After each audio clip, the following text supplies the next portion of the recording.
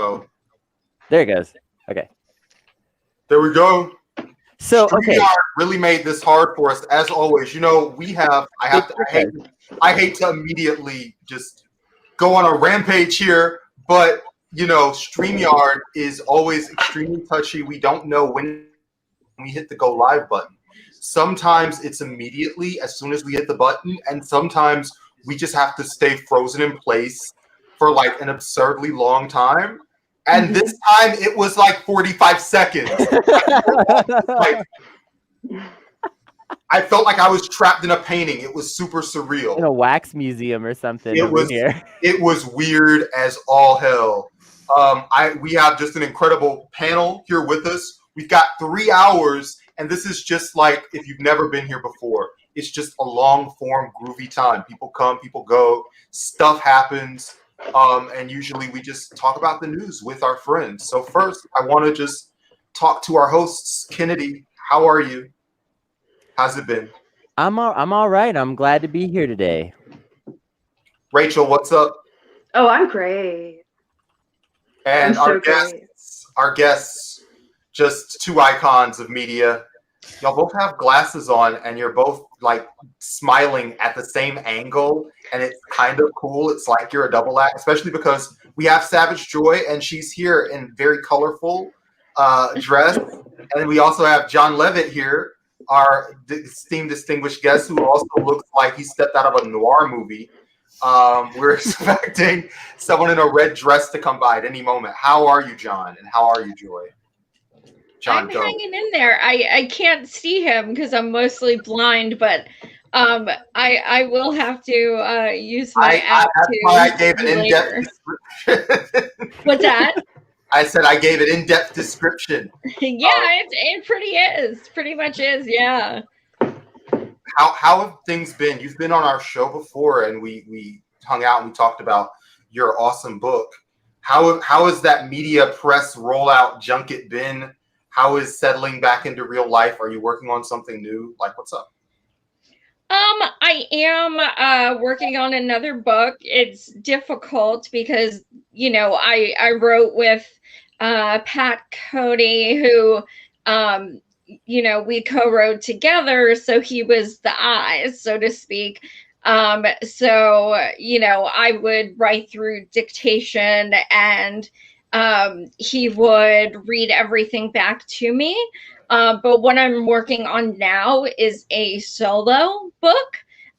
So it's a lot more difficult for me. So I am writing something about Medicare for All, where I'm having people send in their personal stories about medical bankruptcy or having to go to another country to get a service, insulin, anything like that, which has been, affected their lives. Because after I did Force the Vote, I've had hundreds of people reach out to me with their own stories. And I thought, we hear so much about, 85% of people want Medicare for all, but that's not going to change people's minds. What's going to change people's minds is putting a face to these stories, so to speak, and listening, seeing their stories of death of loved ones because they couldn't afford insurance and things like that. That is what is going to hit people who maybe are not on board at this point. And then also I'm going to be sending it to people in Congress. John, how are you doing? Introduce yourself to people who aren't familiar with you, all that good stuff. Yeah, hi, John Leavitt, author, artist, and activist, and I am not working on anything that important or interesting. The most exciting thing that's happened to me recently is I got a haircut for the first time in a year and a half. And amazing. My barber had the exact same attitude as an EMT. Like, okay, stay with me. This is not as bad as it looks. We can get through this. You just need to want to live. We have so much going on. We have so much in the news right now. Kennedy, we debated a little bit about like how we wanted to lead things off, but I think we came to like a good resolution. I think we just have to start with menthol cigarettes. I think we have to. And in particular, there's one thought I can't get out of my mind right now, which Be is careful. Barack Obama feeling betrayed? Oh, that's Absolutely. Joe? Is he calling Joe and Absolutely. going, we had a deal, Joe. You're not supposed to mess with the menthols. Joe, I want you to listen to me. This is We discussed this. This is a good question, but also, Obama's really like a sacrificial person, and if there's part of some greater compromise, he had to give up the menthols. No, man, he sacrifices other people. Yeah, well, listen, I didn't say Obama's not going to get his hands on like Obama's getting his smokies no matter what. I think that's not. I don't know if that's up for dispute right now. It'll be smuggled like drugs, something like that. It'll be more like top secret. Yeah. No, we'll just go back to the old prohibition standard of, I'm sorry, these are medicinal cigarettes? These menthols cure anxiety? Get their menthols from the CVS. Black people I talked to were mad, man. I understand, though, that there is a portion of the Black community, and it's probably like the Jim Clyburn people who, and by the way, this isn't fake discourse. This is true. Like, menthol cigarettes are more damaging to you than regular cigarettes, and they are disproportionately marketed at Black people. So if you are a menthol cigarettes hardliner, like, I get where you're coming from. However, man, people love menthols, man. That is a lot of people's poison of choice, let me tell you. Well, it's very, I kind of think this is just a backdoor way of getting Obama to quit, but it's very much Joe Biden's thing, because like his big consistent thing throughout his career. This is all for Michelle. Michelle is really pulling the strings here. Why menthols? Michelle called Joe Biden, middle of the road guy, trying to unite the country, trying to give back to the Black people. Why menthol cigarettes? Why right now? Why when he needs to solidify his base? It's because somebody made a call that he could not refuse. Michelle called Joe. Listen, Obama's been out of office for a little while, probably celebrating his buddies back in office. He's lighting one up, and that's how it starts. And then by May, Michelle's like, we just got to cut the whole thing off. We just got to cut the whole thing. Michelle, he's gonna get them imported. Listen. I'll worry about that. Just make sure there's no gas station can sell menthols ever again. Godfather call from Michelle. That's my current theory. No, I buy it completely. She just calls up. She's like, haven't I done enough for you, Joe, over the last couple of years? It's my turn. Yeah, it's my turn. She collected all the Dragon Balls, and this is what... Yeah, this is the end of her epic quest. All menthol cigarettes with a snap, gone. Biden did fire dozens of his own, staff because they had smoked pot previously. So that was certainly interesting. So I guess, and he has called cannabis a gateway drug, which is just fascinating because I haven't heard that since, I was in grade school. But this isn't that much of a surprise, I guess. Well, like I said, like the one thing he's been consistent about his entire career is being a big anti-drug guy, to the point where in the 90s, he actually asked if it would be possible to create an anti-drug vaccine. Like one that would block the drugs from working? Yeah, like something you could give kids so like drugs wouldn't work on them. And everyone had to tell him. He does not understand how this works. Everyone had to tell him, like, no, that's not how this works. And also, why are you trying to create the drug from equilibrium? Not to sound ableist, I know addiction is absolutely, the hardest thing to get over, but I really don't appreciate when someone has dealt with such things with their own family member, i.e. his son, and has no empathy whatsoever. It's like gross. Yeah. It is the perfect distillation of for me, but not for thee, right? Yeah. And it's the same double standard they apply themselves on all things. And I think it is really because they all believe they are above reproach and that other people just can't handle the same things they can handle. that they are like somehow through their, moral piety rendered immune. And let's be honest, most of them are invincible. I mean, the Clintons should have been locked up decades ago. They're a damn mess. A lot of them are just invincible. They do get away with a lot more, not just in terms of like, they're not having the same social or political ramifications, but they don't have the same medical ramifications that someone else would have, like they don't have the same, that's, which is like, just like what you were talking about at the start of the program. There's just like, this stuff ruins people's lives, but if you're a wealthy addict, you go into the best treatment centers in the country and you don't even worry how it's paid for, because it doesn't matter, like daddy's money is infinite or whatever. It is disgusting. And I have to say, we didn't really talk about the cannabis firings because we were on hiatus at the time, but that was some unbelievably shady stuff. Literally. Well, they love millennial culture. Hey, you ever like the pots? That's cool, isn't it? Yeah, we all think that's cool now, right? Yeah, just sign your name right here saying that you think marijuana is fun. I promise this is just for a fun survey around the office. I mean, yeah. And it's like shady shit. Yeah. Well, they love millennial culture when they're selling it to us during a campaign, but when the actual, rubber hits the road, they don't actually want to play ball with us. They haven't. They won't.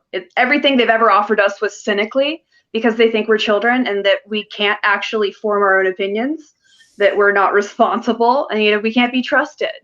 And that's y'all should have smoked it just like Obama and not inhaled. Then you'd still have your job.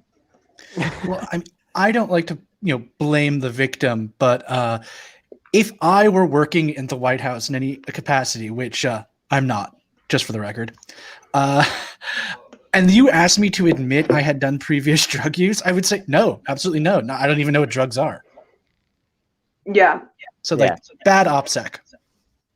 Which that is from the Democratic Party? He doesn't want to legalize it, so I probably would have denied it as well. They're trying to be good. They're believing in the power of redemption. Well, shame on them for working for Biden anyway.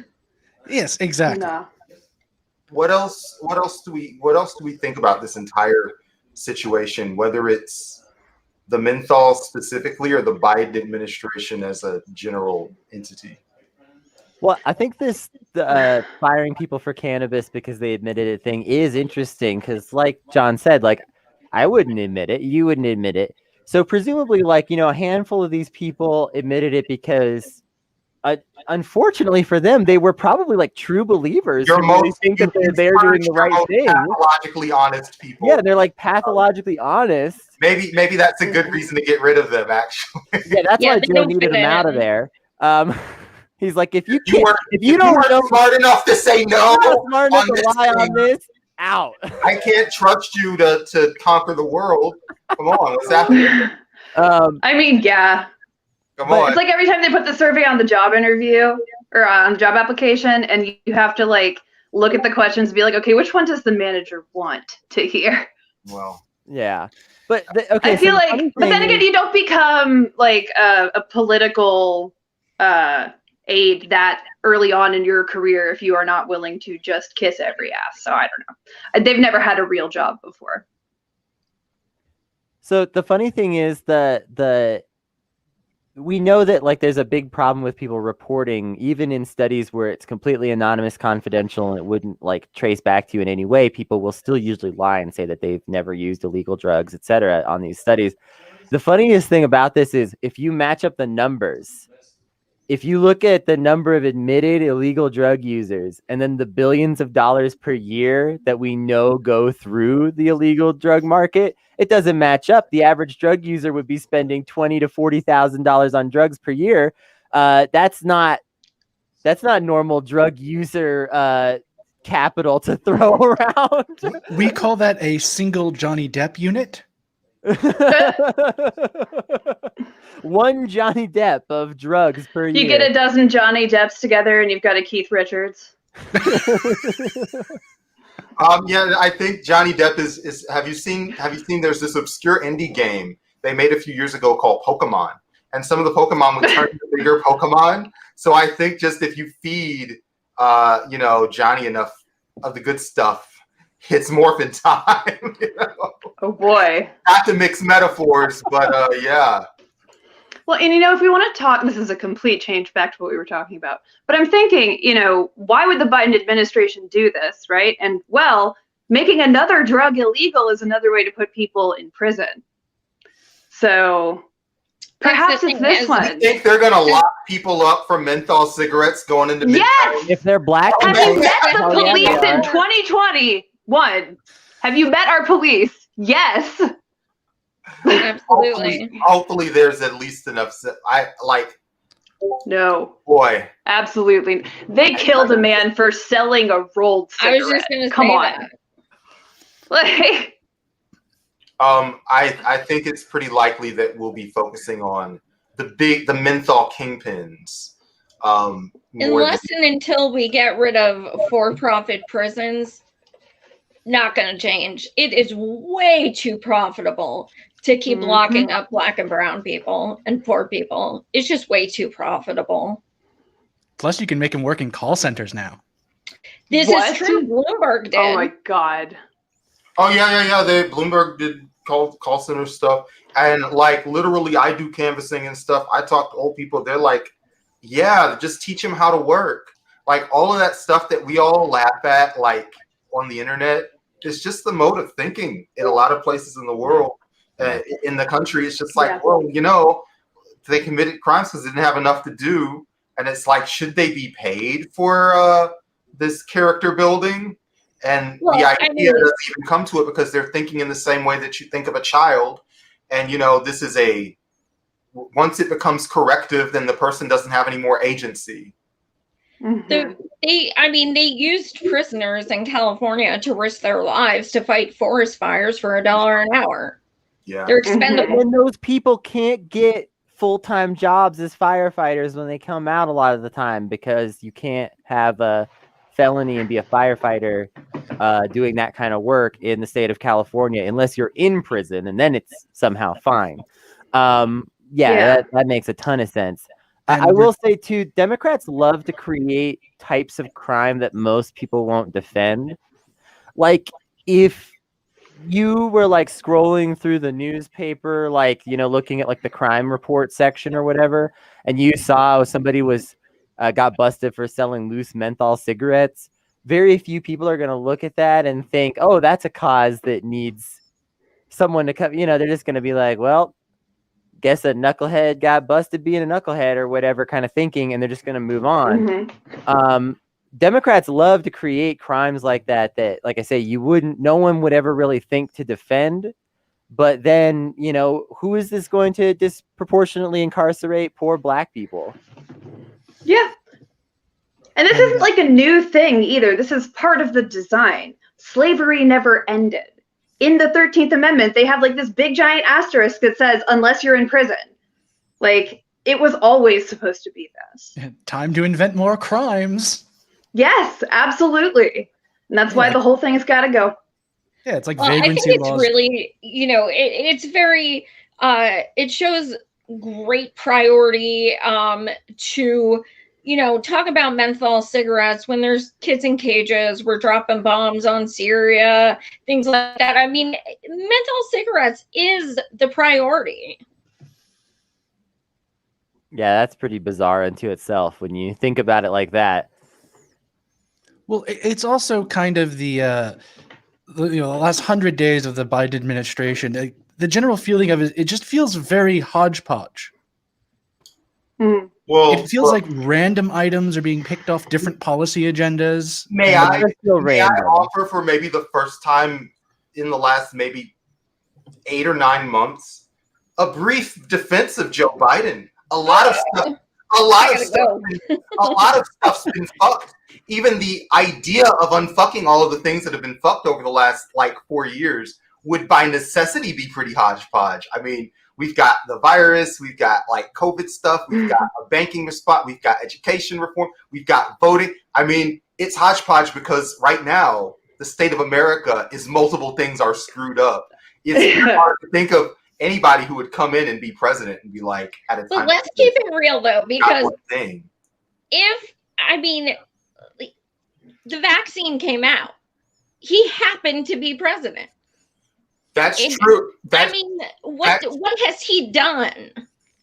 I don't know Joe Biden's particular responsibility for getting this stuff out, but I will tell you, God, I can't believe y'all are making me say this. The last guy was really bad about getting vaccines and supplies across state lines and stuff, and actively deterred like shit from getting to states, you know, where there was a wrong party that was in as governor. Even just the idea of, you know, this is what a federal government should do. Like, but like I think medicine on time. I don't know how much credit Biden gets for getting out of the way, but the last guy was actively in the way. Like, I know we always talk about the bar being lowered. This may be a situation where it's fair to lower the bar. Well, he hasn't spoken out against Cuomo, that's for sure. And the 150,000 people who died needlessly. My governor, I'm in Pennsylvania, he's under investigation because he did the same thing. He came out and said, literally at a press conference, all nursing homes have been 100% vaccinated, and it was literally the same day my cousin died of COVID in a nursing home. So he's very much like Cuomo. My mother, who lives in Pennsylvania by me, she lives in a housing unit that is 100% 65 and older and disabled. So you would think they would be on a list because most of them can't even freaking drive. So you would think, okay, well, if you're going to use semantics and say, hey, you know, nursing homes are taken care of, nobody has still come to that damn building. Nobody. And that's a damn shame because these people are disabled and over 65. How the hell can you not address that? I've called the governor. He doesn't give a flying fuck. And by the way, this is the guy. I digress. It has nothing to do with it. But you know, when I go on Humanist Report and Romplicone, we always joke about it. He's the one that was endorsing Biden on air when Biden sharted his pants. Just so you know who he is. Listen, I'm just saying. This guy should have been out like multiple scandals ago, and like the fact that he wrote a book praising himself for his management skills at the end of all this should have been enough for them to just like the people to just gently like knock on the door and be like, listen, you've been recalled. I don't know where you're going. You can't stay in Albany. I don't know where you're from in the state. I assume he's from the city. You've got to go back to the city. You can't stay here no more, man. Not to mention the numerous sexual assault allegations. Just the incredible grossness to multiple friends of our show. Get that guy out of here. He's got to go. Yeah, but no one's going to resign ever again. Like the blackface guy. It always comes back to blackface around here. The blackface guy in Virginia, who that once he got away with it and was just like, I'm just gonna stay here until something happens in the news. I'm just gonna take it. Once he illuminated that golden path, that has been every bit as destructive as Donald Trump. It didn't get as much. But that guy doing the blackface and surviving, a lot of politicians were like, I didn't even know you could just not resign.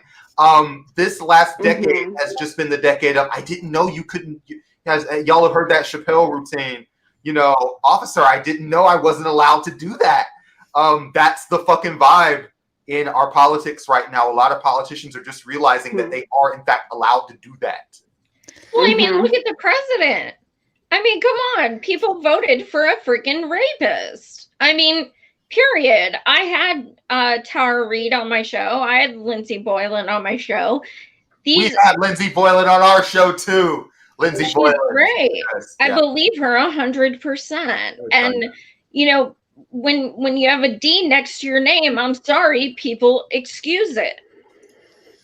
And on the we'd say on the plus side, but to bring it back to weed, every time Cuomo's been in a major press-induced scandal, we get something good out of it.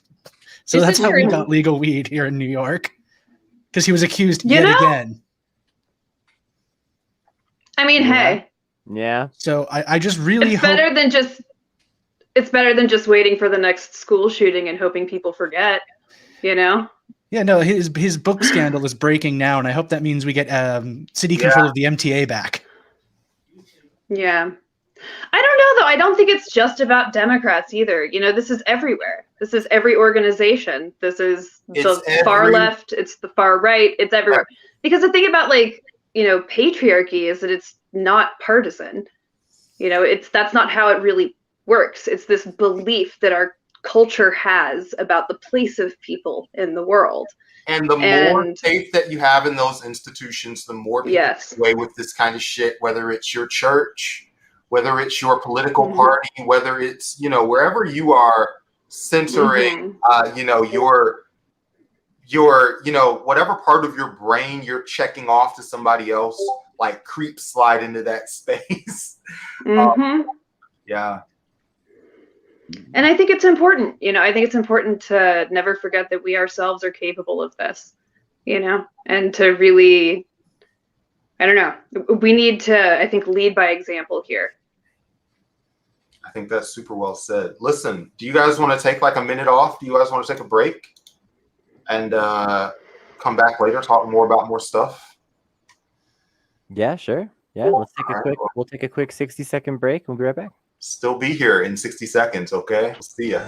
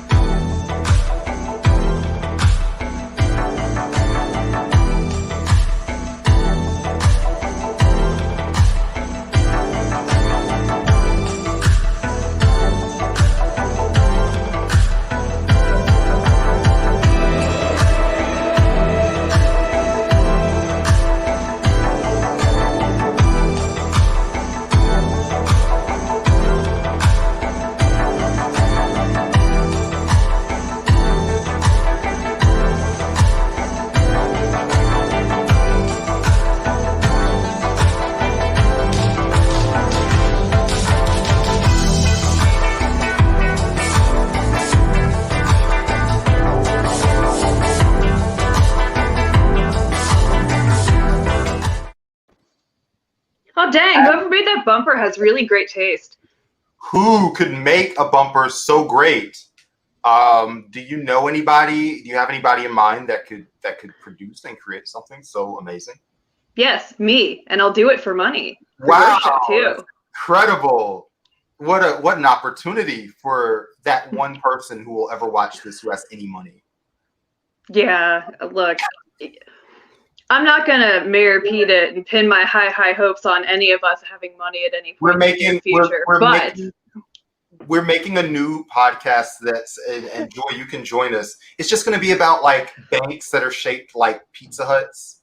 Just weird. We're just going to read Wikipedia, and stamps.com will sponsor it, and we'll just rate the show just being fun. But there is one by me in Pennsylvania that was a bank that turned into a pizza slut. Wow. See what I mean? How far away is this from you? Can you go there? Like, can one go there? Not necessarily do you feel like going? Yeah, I mean, yeah. It's not far. Like half an hour, or how long are we talking about? Probably about 20 minutes. Like a normal drive. Yeah. This is a good idea. I mean, I remember when you drive, but say what, Rachel? Y'all remember when you could eat in a Pizza Hut? Dude, they had a buffet. I don't remember that. Right? Right? I'm old. Anyway. There's a Middle Eastern place near me that's in an old bank, and it's amazing because they didn't change it that much. And so like the dining area is like where you would like get a loan normally, and it's like these big glass windows and stuff, and it's very bizarre, and I just love it. And then the actual like kitchen area is like the vault. It's so wild. I love it so much every time I go there. That makes a lot of sense though, because the vault is fireproofed. So like if you have a kitchen fire, you're saved. Brilliant, actually. And nobody can steal the ingredients. Yeah, you got those ingredients. As people so frequently do. It's amazing when things get repurposed like that. On the other hand, what's not amazing are all of the new modern fast food restaurants that just look like Hell World 1984 brutalist stuff. Like why does McDonald's suddenly look like a Dell office? Well, you know, they wanted to be hip and with it. Listen, first of all, you know, we make fun of that stuff, but all of you admit, I don't hate that I've just been the devil's advocate for all of the ravages of capitalism. I can stop at any time. But just from an artistic standpoint, you guys like the new McDonald's. Like you feel it's an improvement. You feel the nostalgia for the old ones. Like you miss the old-fashioned ones with the play place that were all, but listen, remember, those places were really hot and sticky. Like you remember having fun as a kid, but like also remember you got rashes on the back of your like it wasn't perfect. The ones they have now are like I've moved around town, but like I've lived in neighborhoods that are like rough neighborhoods, and they have like the classy McDonald's. I know that sounds stupid, but just like if you're really poor and they make a McDonald's that's like a Chipotle and they've renovated it, people think that it's nice. Yeah. Oh, I'm not like yeah, I guess so. Listen, I will. No. I never thought Brandon would give a pro gentrification take on our show. This is embarrassing. Brandon, I'm starting to suspect you're some kind of plant. You know, I have too much street cred on this because I am like living and working in a gentrified area of Atlanta. And so when I'm telling you guys what the initial reactions are to the incoming like signs of gentrification, like that's normal. As somebody that lives in the Black community in a gentrifying area, it's not always a situation where it's the people that live there versus the gentrifiers. Sometimes it's the people that live there and some gentrifiers against other gentrifiers.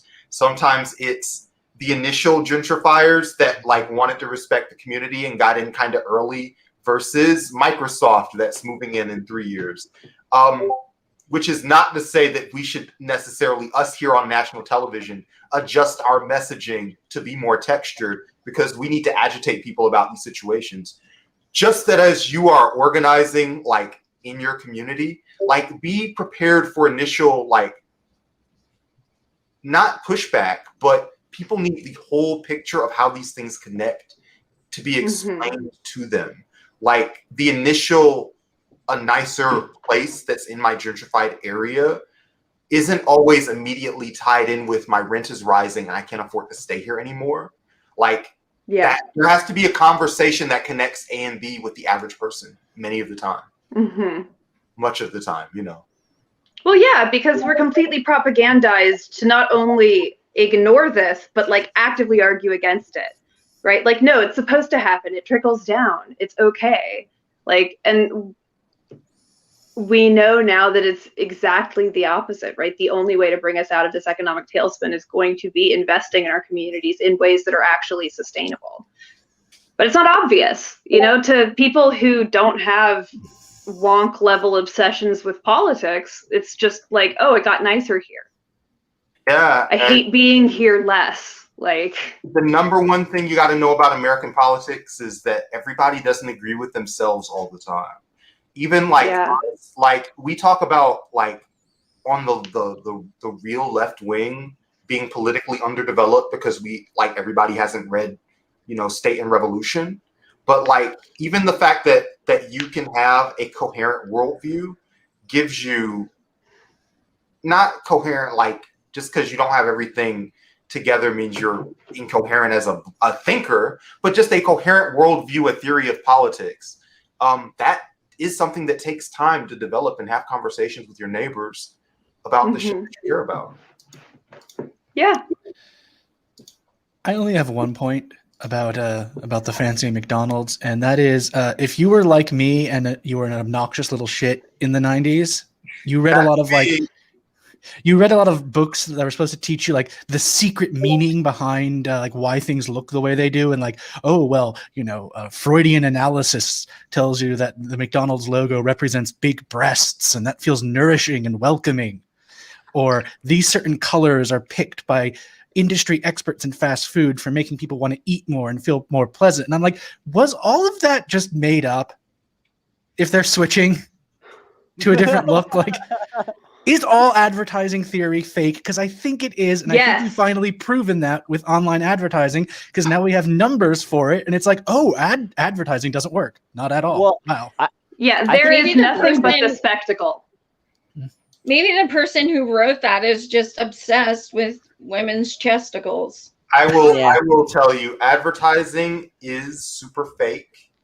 The only part of it that's super real is that it's tested. The thing about online is because, and this is why they spend so much money on it, you can see when someone says no. If you send somebody a letter, you don't know whether they threw it away, whether it got lost in the mail, whether they read it, whether they liked it, and for the internet world, they know every single thing. Once your eyeball sees the thing, they have so much information. It makes it like easier to sell to you. Yes. Yeah. It makes it easier to sell, but now that we have like hard data on it, we realize, oh, it doesn't actually work. Well, yeah, I mean, the only thing that really works is talking to a person one-on-one. Like, but if you want to try and hack around it, yeah, exactly. You can't automate that. If you want to try and just brute force it with money and people working on it, then you can just flood it, but that's never going to work as well as just talking to a single person, I just want to say, I think a lot of the absolutism and like that sort of marketing theory is more than anything in some ways just endemic of like the end of history mentality that we see in a lot of late 80s through early 2000s academia and culture in general. Like everyone thought that they were arriving at final conclusions about the best ways to do things because we thought that we were sort of arriving at this final stage in history after which we would be moving towards utopia and nothing else or something like that. I don't know. Yeah. And like these people, like I said, they would just absolutely like go back and read like any academic theory of any type, marketing or something else from the 90s. And a lot of it has that absolute tone of like, no, we've discovered the way to unlock the human mind and like bring out the best potentials of capitalism through simple tricks and techniques that are the absolute perfect best ways that we could ever possibly do things. And of course, now that sort of talk has become a meme of itself. And, doctors hate him is like a joke, right? Yeah. There's a very good and very important book by Ludwig Wittgenstein, who was sort of one of the philosophers that birthed the idea of deconstruction, which is this sort of idea that language is a game of charades and we can never really get it across to the other person what we're trying to say. We sort of have to just throw things at the wall and see what sticks. And actually, he comes to mind because he was right at sort of the beginning of this phase of like, well, we're post everything. And he started one of his books with, I have solved all of the problems. And I really want to bring that energy back. I want to get so good at fixing this shit that we think we did it. We think we're done. No, I hate we all this have one. to become high We live in modernists. hell world. I want to bring the smug, everybody's got their shit together energy back. I don't. I want to bring an energy of we have to always and forever be willing to change, or we will stagnate and die. Yeah, that's fair. That's fair. Because that's what progressivism is, and conservatism is the opposite. It says let's stagnate, and hopefully that's good. Just sitting in a pool of our own filth. Yeah, but there used to be people who would wipey me. And now the people who would wipey me are gone, and everything is bad now, and I blame the people for leaving. Why does it always end up in butts with you? Just every conversation. Ask Sigmund Freud. I don't know. I'm gonna have a heavy metal band, and our song is gonna be "Sit in Your Own Filth." I love it. It's perfect. Yeah, that's a song title just waiting to happen. Yeah. Do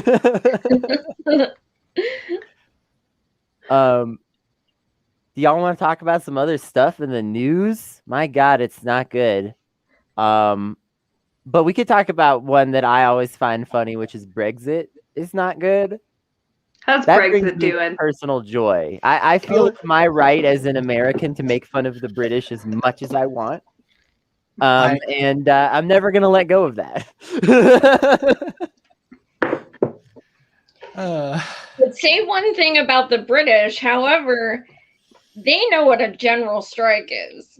They get pissed off about something, hundreds of thousands of their asses are in that street, and they're not fucking around. So we definitely could learn some shit from, other countries. True. That's fair. That's fair. But John, what do you got? Okay, now, I was going to say, Kennedy, my husband's British, so I follow British politics really closely. Also because they have all of our problems, but in a much more concentrated form. I have a generational theory about this because they never had a millennial generation. So everyone is either 50 or 20 right now.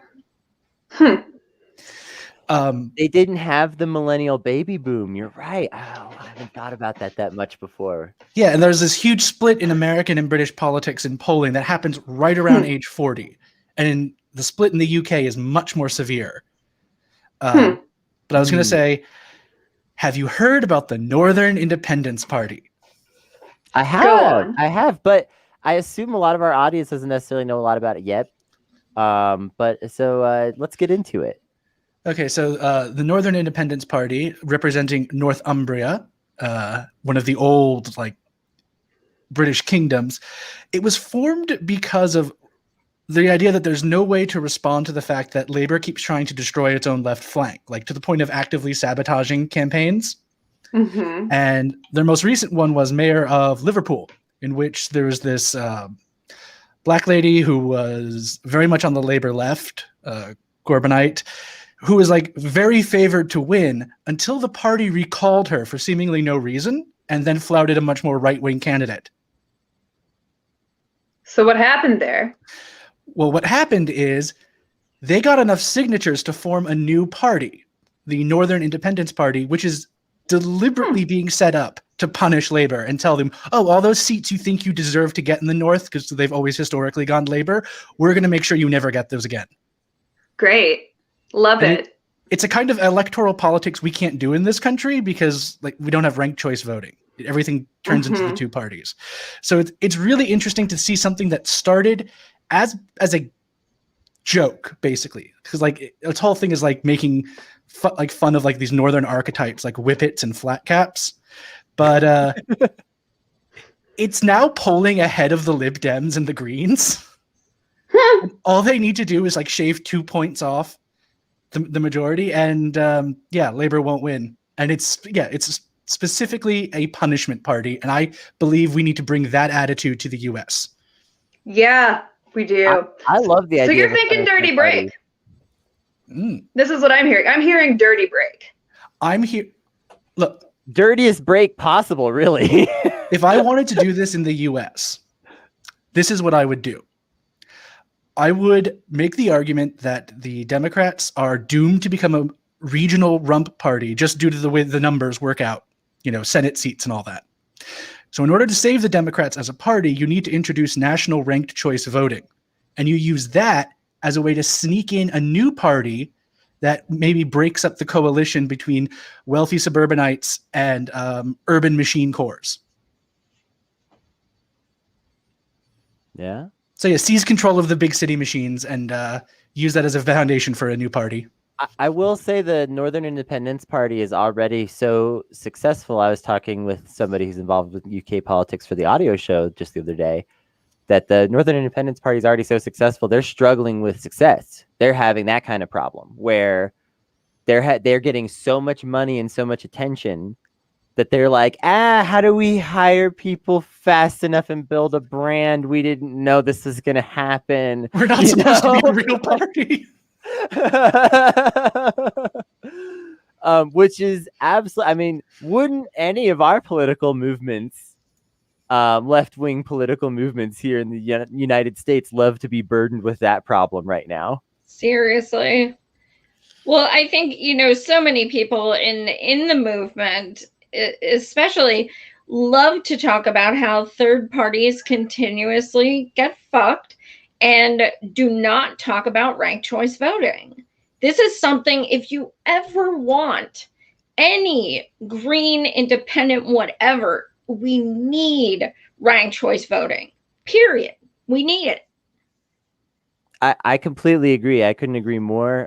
Ranked choice voting is extremely important, and there's really good movements trying to make it happen that could make serious waves, and some states are already starting to adopt it, and some cities are already starting to adopt it for various elections. And it's one of those things where when people are exposed to it, they like it, and then they're going to, positively support it in every chance they get from then on. In most cases, like if somebody gets the chance to try ranked choice voting for their mayoral election, then consistently they tend to start demanding it for their state elections and their federal elections and things like that. So, it's for the people who want power to stay the way it is. It's a slippery slope to them that they're scared of. But I think, if there's any ranked choice vote movements that you're interested in, go follow them and check them out. I know that the National Ranked Choice voting movement is very cool, very serious, and working really hard on actual organization and activism to get it done. Like that stuff could really change things. I'll also say, I think the most successful third parties in general have been ones that started somewhere specific and then worked their way out, like Working Families or something like that. Listen, I want to. You have to take advantage of a specific system in America, and I think that's like a weird game to try to play on every level. You know who's doing a really good job doing that dance? DSA, who's electing city council candidates, taking on machine Democrats in inner cities, running on material stuff that applies to people that live there in those local areas, putting time and labor towards BIPOC organized efforts and candidates, and getting really good results from candidates who are immediately accountable, because like the best DSA campaigns, there's a DSA person that does the comms, there's a DSA person that does the fundraising, and all of that stuff is just accountable to the people who are in that chapter who vote. So those people know once they get in, like, they can't act up because they've got like a large proportion of their phone callers and power, their material power structure is like volunteers who are politically educated. Obviously, it ain't the whole way to go, because we have climate change and we've got lots of pressing deadlines, and like a 10-year fight over the New York City Council and, the New York State Assembly doesn't appeal to a lot of people with material conditions just being so dire. But I think there are a few people who are on the left who can claim like material victories for working people as organizations. Yeah, and I'd just like to remind everyone that there are more socialists on the Chicago City Council than there are Republicans. Let's I was talk about just it. thinking that. Yep. Let's talk about it. And here go in ahead. New York, our entire city council is basically being term limited out. So we've got like 5 candidates here from the local DSA running. And ranked choice means we can now vote our conscience rather than the guy we think is going to win. And I think, a way to get shit libs and stuff onto ranked choice voting is when you explain the process, the electoral college, things like that, it is now moot. When you're doing a general election and, we all feel like, holy shit, my vote doesn't even count because this is literally just going to a number of delegates, and I wrote in Bernie again and Nina, so I know it wasn't even counted because Biden got my state's, delegates. However, you have ranked choice voting, and when it comes down to it, everyone's vote counts. One person, one vote. So you're not just being, it's not a conglomeration of, millions of votes equals one person. That's not fair. It's completely undemocratic. So with ranked choice voting, one person, one vote, everybody gets a chance. Electoral college is moot. And actually, you can tell them Queen Hillary would have won if we had ranked choice voting. So, it's easier to explain it to shit libs if you use that as an example. Oh, also, when it comes to the electoral college, I feel like I'd point out we only need 2 more states for the popular vote compact. So that's another thing you can talk to, like maybe you're a little more center political friends. You can say like, hey, if you really want to do direct democracy in this country, why don't you work to get like Colorado or Montana onto this like state compact? And then then the popular winner would always win. Now, do you know how many states we have on at this point? Not off the top of my head. I just remember it only needs about 2 more. Awesome. And it was almost going to be Nevada, but the governor like chickened out at the last second. I'm like, okay, what photographs came up? To tie this back to DSA, though, I wonder that the popular vote compact won't end up back on the table in Nevada now that the state party was taken over by, Yeah, that was so cool. At least relatively left-wing folks, left-wing enough to completely upset the Nevada party. They raided the treasury on and go home. Incredible. And they've raised all that money back as of like a week and a half ago. Oh my God, really? Yeah, wow. The new Nevada State Party, they're now fully funded. Good for them. And hopefully, I mean, for somebody 10 years ago, these guys beat Harry Reid. Y'all are all of a particular age to understand how massive that is. That's incredible. And we should all be like taking a lot of, and he's not in his prime anymore and he's retiring all the other stuff, but that's his machine in the state. And that's like incredible. Hopefully everybody is taking lessons from that so that in 6 years down the line, we have like 5, they're putting out fires in a lot more states. Yeah. That's why I mentioned, like how I would get like a third party movement going here is I first do the ranked choice voting and then you take over the big urban machines. I can't believe these are the specific topics that I am the voice of caution on. Rachel loves ranked choice. She loves voting experiment, voting reform. And, I don't know if ranked choice voting is necessarily I think it's more democratic, but I don't necessarily think it helps the left. It definitely does. Just looking at numbers of like post ranked choice voting. I mean, look at Maine. It's not like people having the ability to vote their conscience dramatically shifted the tide in any of these.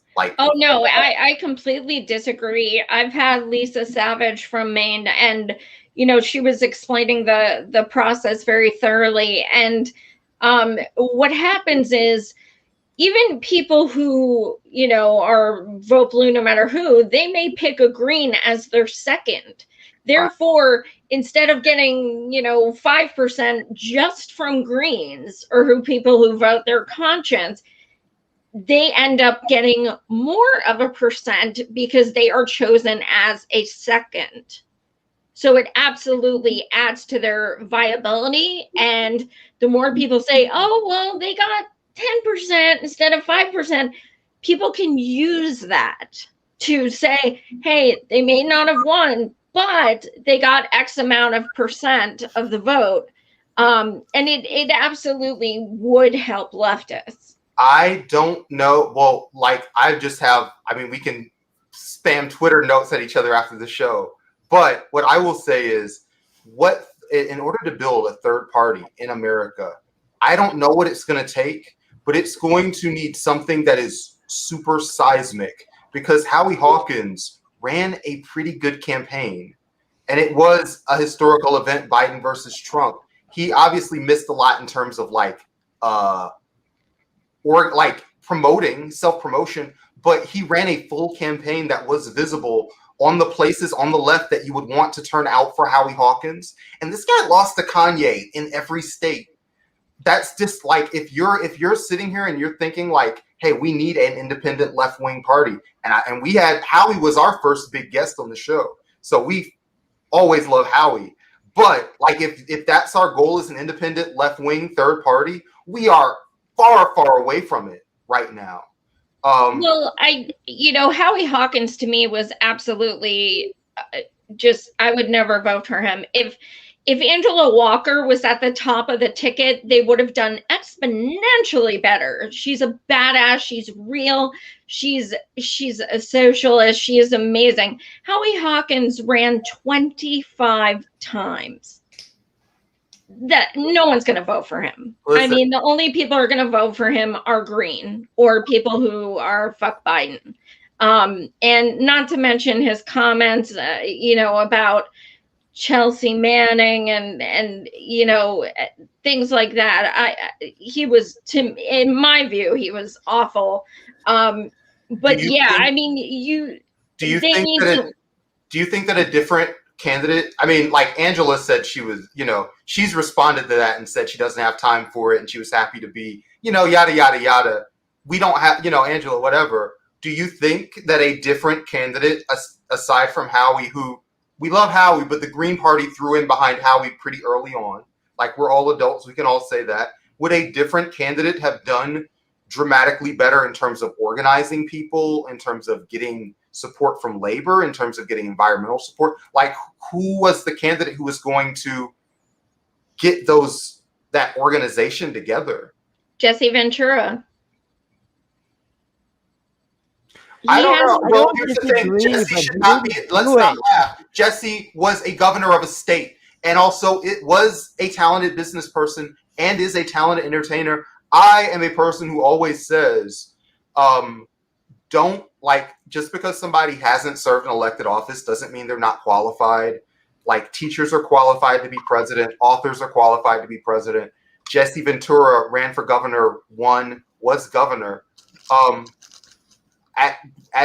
Is he like well organized? Like, is he going to build a party? Yes, and honestly, he has. I wouldn't even be surprised if millions of supporters, that the amount of die-hard supporters he has is just mind-blowing. I mean, it is. They have a write-in campaign from 2020 with thousands of people. It would have been much bigger, much, much bigger. And if he would have had Angela Walker, that would have been a damn ticket. She just kicks ass. May I suggest the Green Party might have been better off recruiting somebody who has had heretofore no interest in politics at all, like Wayne Brady, Katy Perry, I think just many random, Susan Sarandon. I would vote for Susan in a heartbeat. But even an apolitical celebrity that was like not as famous as The Rock, but like who's on Ted Danson. Just name a regular C-level celebrity.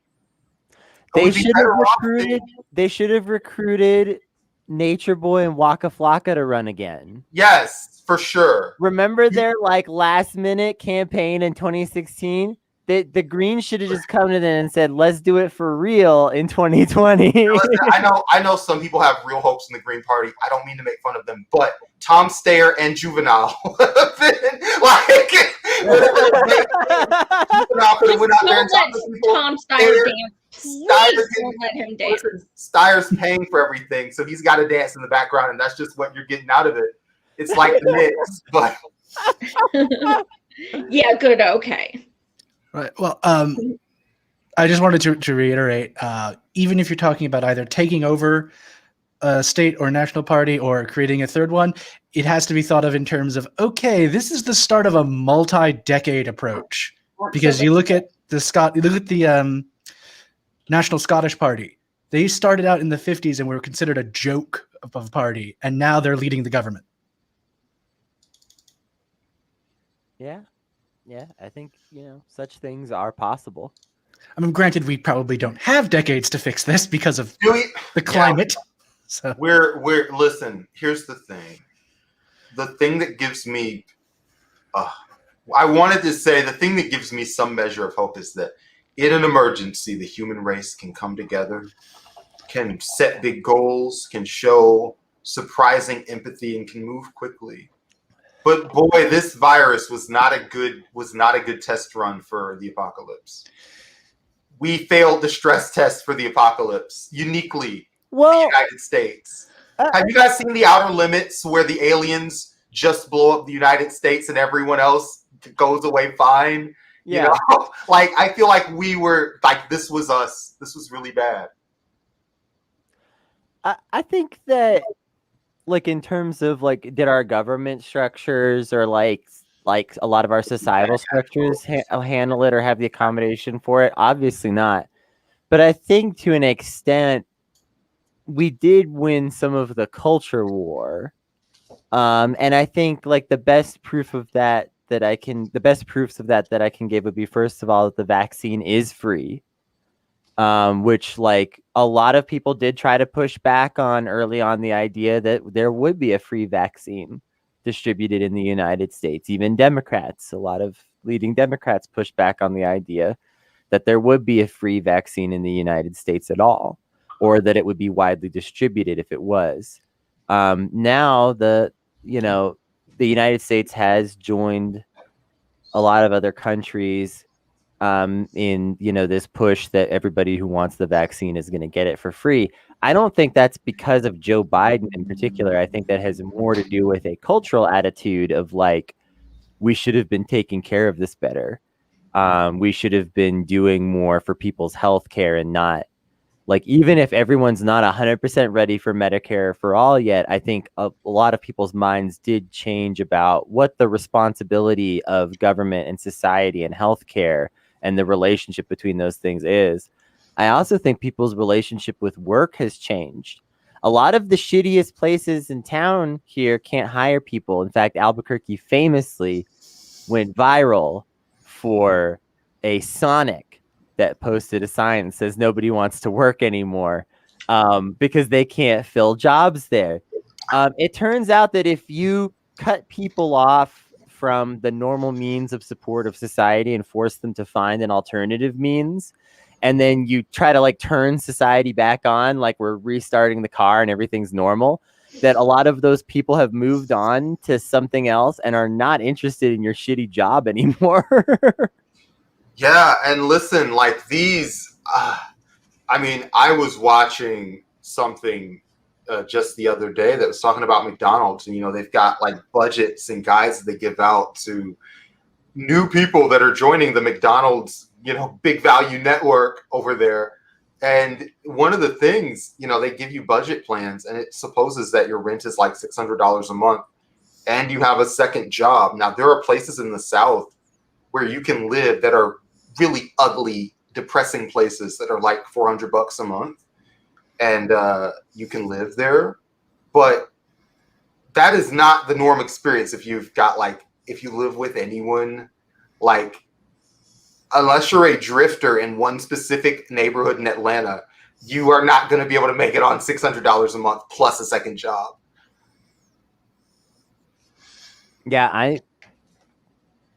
I know Like, the they kind just of don't- rentals like, they you're just- talking about in the South, and yeah, it's literally like a really shabby, small, single wide trailer in Right. a very sketchy part of town where you're sure that eventually you're going to be the victim of a crime. And I'm so glad to have you here to elucidate on these themes, Kennedy, so I don't have to be the sole representative from the streets. People don't know. Kennedy, you know the streets. Yeah, Follow, unfortunately, unfortunately. too well. Yeah, too well.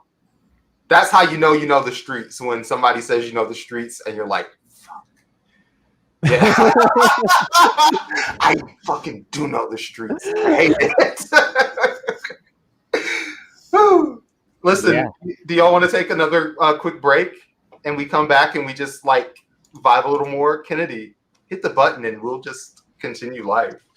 I have another show actually, but thank you guys so much for having me on. I appreciate it.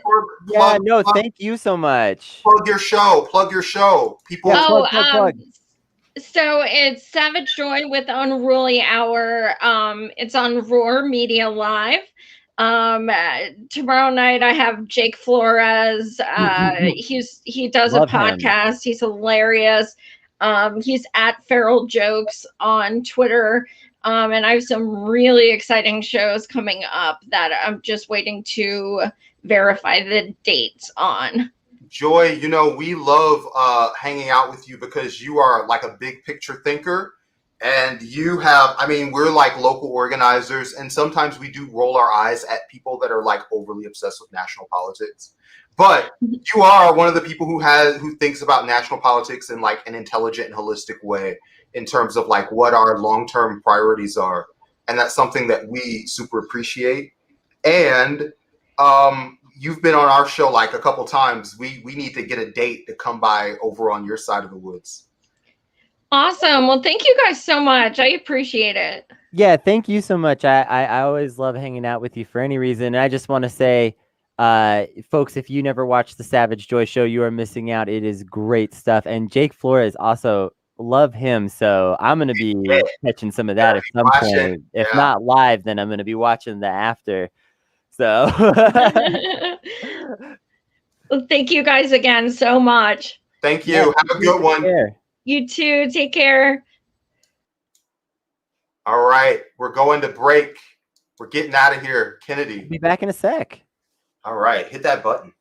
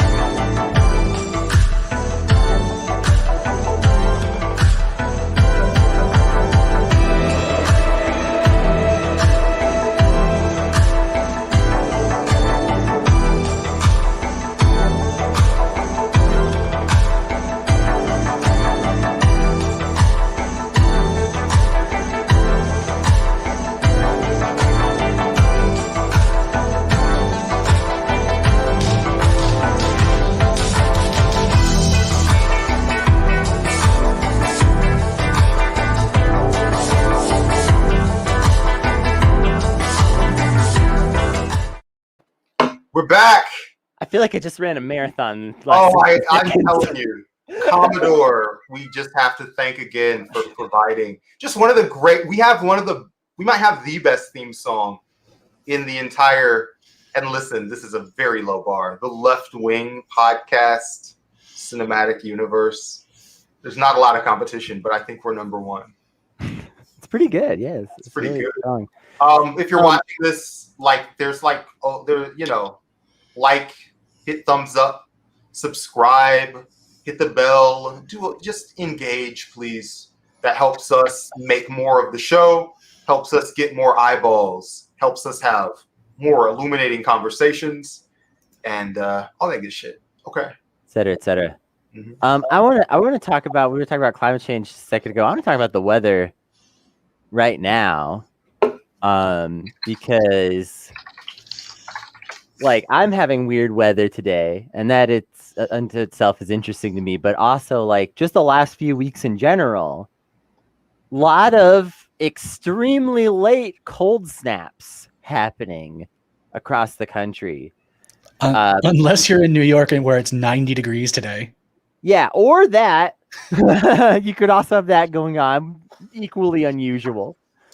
But definitely a lot of places around the country, sudden drops of up to 40 degrees, snow in April in places where you wouldn't expect it, etc. And I just want to say for the record here, like the climate has changed so much here where I live in New Mexico in the last few years. We didn't used to have spring rain. Spring relied on snow melt from the mountains, and there was basically never like a drop of rain in the spring. And then we got rains later in the year. And now like we're having like a weird, slightly wet spring for like the 5th year in a row that this is, oh, look at this weird wet spring again. Look at this weird, yet another year of record rainfall coming, type of stuff. And of course, got to say hi to the cat, everyone. Yes. But yeah, it's just been fucked up. And I'll tell you what it's fucking up is the farmers. Farms are having a lot of trouble with this because even that last late frost was like screwing up people's crops. It's terrible. Now there's a new wave of late frosts screwing up people's crops again. It's not looking good for agriculture right now. In some ways. Food getting more expensive, and it's not a good time. Let me tell you, people want to eat. That has not changed. I'm so glad we're gonna impose the Cuban special period on ourselves entirely by accident. I mean, I don't like to talk like an accelerationist because I'm not one, and I think accelerationism is, inherently a bad ideology to lean into because it hurts people. But times of great crisis can provoke, great changes structurally and culturally. Well, I always like to say I'm not an accelerationist, but I'm beginning to think reality is. Yeah. We don't have a lot of control over what's happening with the climate. And realistically, like, climate change is not going to be like a disaster movie where we all just like suddenly get swept up in a wall of water and die. Like, well, yeah, but that's kind of like already happening. Like we've already just gotten used to the fact that, well, California just burns down every year. But that's the thing is it's a slow rot and, sort of like change of a lot of things, but it's not like, I think a lot of people imagine that like, well, we're not going to deal with climate change. And then, 20 years from now, it's going to be like a Michael Bay movie and New York is just going to be completely covered in water all of a sudden one day,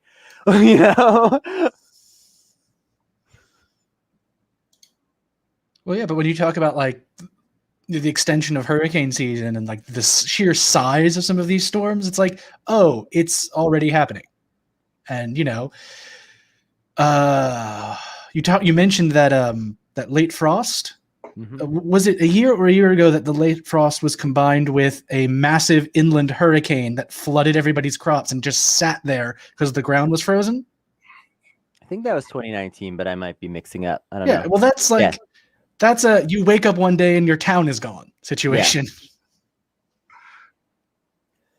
Yeah, well, that's part of the problem, right? Is that because it's happening on this slow scale where like it's like more like a house in a community at a time rather than like entire cities or whatever. It's partially going unnoticed because of that, right? Because like these rural communities these big cities don't give a shit about them in the first place. As much as Republicans lean into that for bad ends, they are right. The big cities just dunk on these small towns all the time and don't give a fuck about them.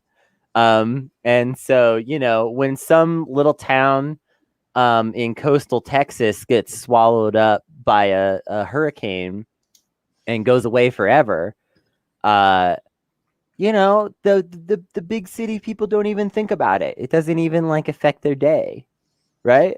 Yeah, but you saw things like in Houston, where, you know, huge chunks of the city were rendered inoperable. Everyone just kind of agrees to forget about it. I think Houstonites are just used to that, though.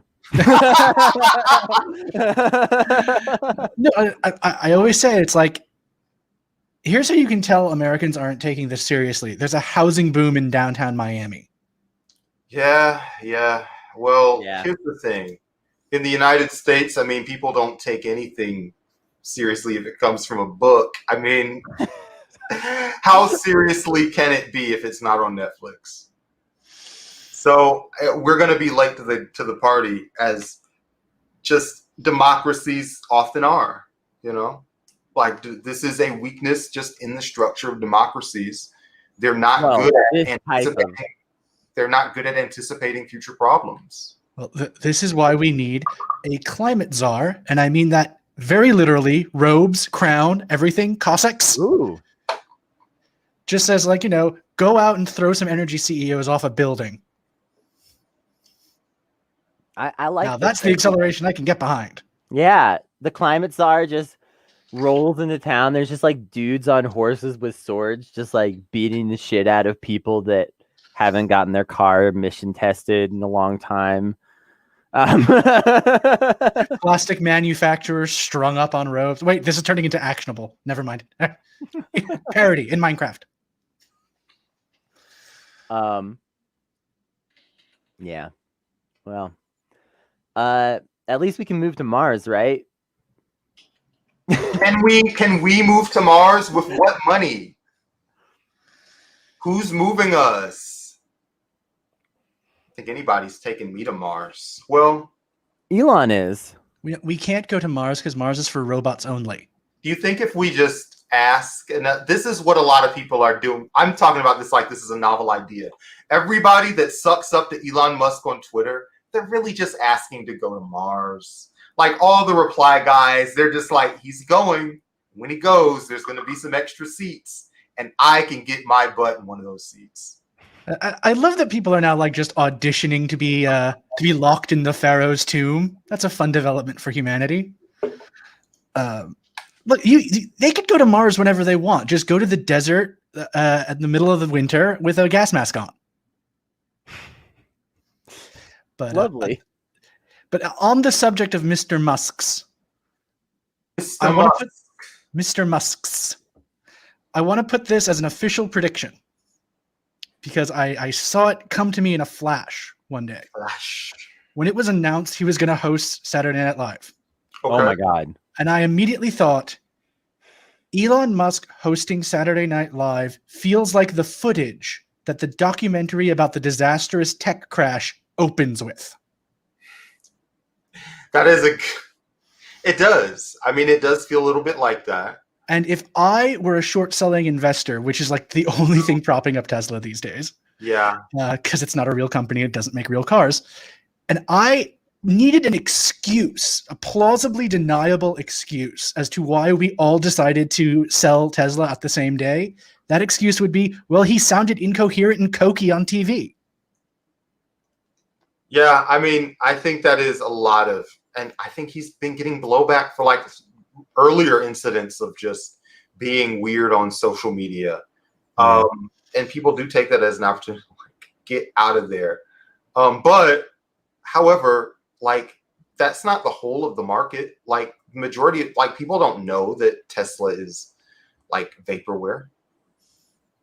And the tunnel thing, they think that that's just like something in progress. And people have a long memory. I mean, they've got a long line of patience. Think about how long people have waited for that The Rock Black Adam movie. It's been 10 years. You know, people can wait for a long time. Well, you know, it's another thing. The rise of Elon Musk is another thing we can blame Iron Man 2 on.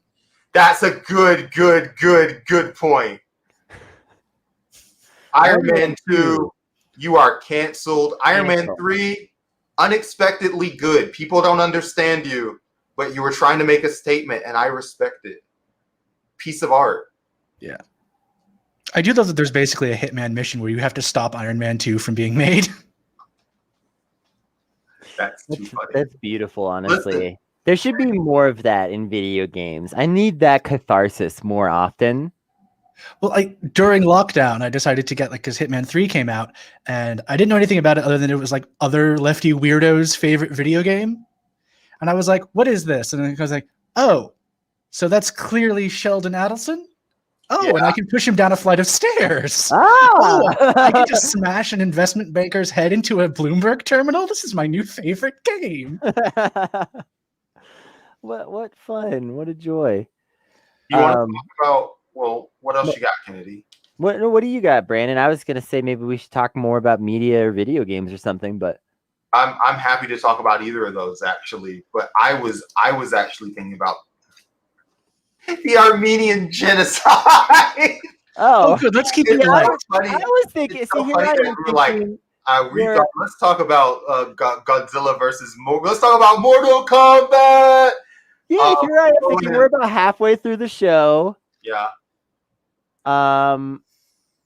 You know, maybe it's time to start. if you're watching this and you have opinions on whether we should talk about this is No, let's quickly talk about the Armenian Genocide thing, because we can always come back to Mortal Kombat.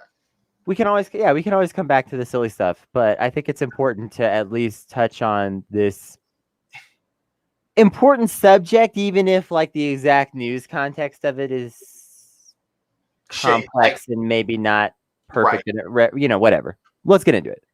But they did officially recognize this. I hate that it's even been described as a massacre and then like a mass repeated multiple years long massacre. And all of the reason why we've held back from doing this so long is because of Turkey. There are connection to a lot of oil, but Turkey has just been collectively less and less democratic and less like a geopolitical partner or anything. So the relationship is far apart enough that this sounds so cynical or whatever, but the relationship is now far enough apart that they can just say obvious truths. Because there's not much left to build, if you know what I mean. It's interesting because my take on this is even more cynical, because this isn't our government's first acknowledgement of the Armenian Genocide. It's the first time a president has acknowledged the Armenian Genocide. Congress acknowledged the Armenian Genocide under Trump. And I think they trapped themselves. I think that at the time, their only concern was driving a wedge between the United States and Turkey because it fucked Trump up to do so. But now it's sort of like you made your bed, you have to sleep in it. If the Democratic Congress said that this was true and the Democratic Senate said that this was true, what is the president, who is now a Democrat, going to say, right? Like, I don't think Joe Biden necessarily had a choice but to acknowledge whether he liked it or not. Well, there is an element of what choices are Joe Biden making. It's kind of like living, or do you call that living? All right. Yeah, John, but for the purpose of having an intelligent discussion, let's assume that Joe is lucid, willful, having meetings, definitely alive. Like we have to, just for the even purposes of just not having a total off the wall conversation, I think we do need to assume proof of life in order to have a discussion. Or alternatively, just assume that when I say Joe Biden, you mean the powers that is the little rat from Ratatouille that sits on his shoulder and whispers in his ear all day. His name is doing now, Joe. Yeah, you can either talk about him as a person or an institution. It doesn't make a big difference to us. But what do you think, John? Oh, I don't have an opinion. Oh, okay. I thought that we were doing StreamYard again. I thought that StreamYard was just deciding to. Who knows? Have us freeze a little. Yeah, you never know around here. I do think it's good. That's the nice thing about this news. Maybe it's weird. Maybe it's politically complicated. Maybe there's motives behind the scenes working at play. Machinations that could be sinister or that we'll never fully understand or blah blah blah, whatever. But it is good to acknowledge the Armenian genocide. So that's a W. Right? Listen, I'm not gonna look at. Yeah, I mean, listen, I'm not gonna be so mad at Joe Biden. Oh, you guys have done it again! I don't believe it today, but no, I'm not gonna be so mad at this person. I'm gonna be mad at acknowledging the Armenian genocide out of spite. Like, that's wild. Obviously, like, we have, like, geopolitics is complicated, and it's not like this is an answer to anything. But even this small thing is something, and we can say, good, just, okay. Yeah. Brandon, What? clearly seeking to be an MSNBC talking head and sell out. Why do you say that? I mean, we've all got to get some joy in life. I'm not, like, I'm not getting paid to shit on Biden. Like, I don't have to be like, the Armenian genocide is bad, wake up people, Movement for People's Party. Like, no one's paying me at all. So I don't feel like I have a moral obligation to Wake up, sheeple. The struggle continue. Like, ultimately, for all of us, the answer to every piece of news is the struggle continues. But it's okay if, like, I'm just messing with you. If I know, but if something happens to you during your life that you're like, this is an okay political result, don't use it to lie to other people, but it's fine, Yeah. Enjoy, I guess.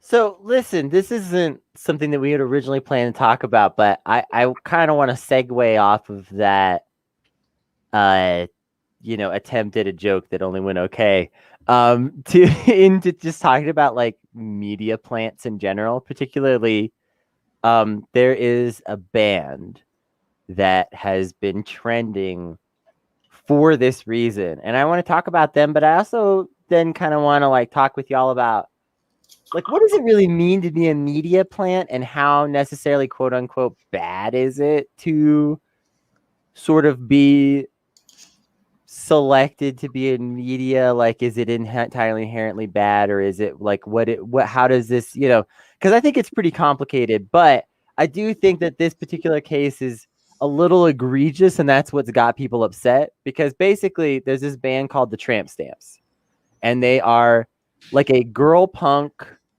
trio, but it's very, like, pop punk. It's very highly produced. There's some auto-tune, et cetera, et cetera. And I'm not against auto-tune. I just feel like if you're putting auto-tune in punk, it's definitely pop punk. Let's just be clear about that.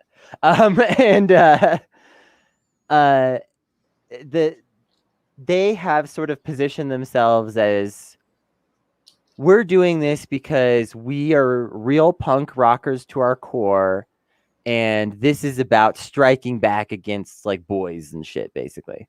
Because that's what all their songs are kind of about. And it turns out that none of them really seem to care about punk music till recently, that they're all industry insiders that have, like, worked as, like, studio musicians and songwriters and things like that. And they've sort of been called out for their credentials.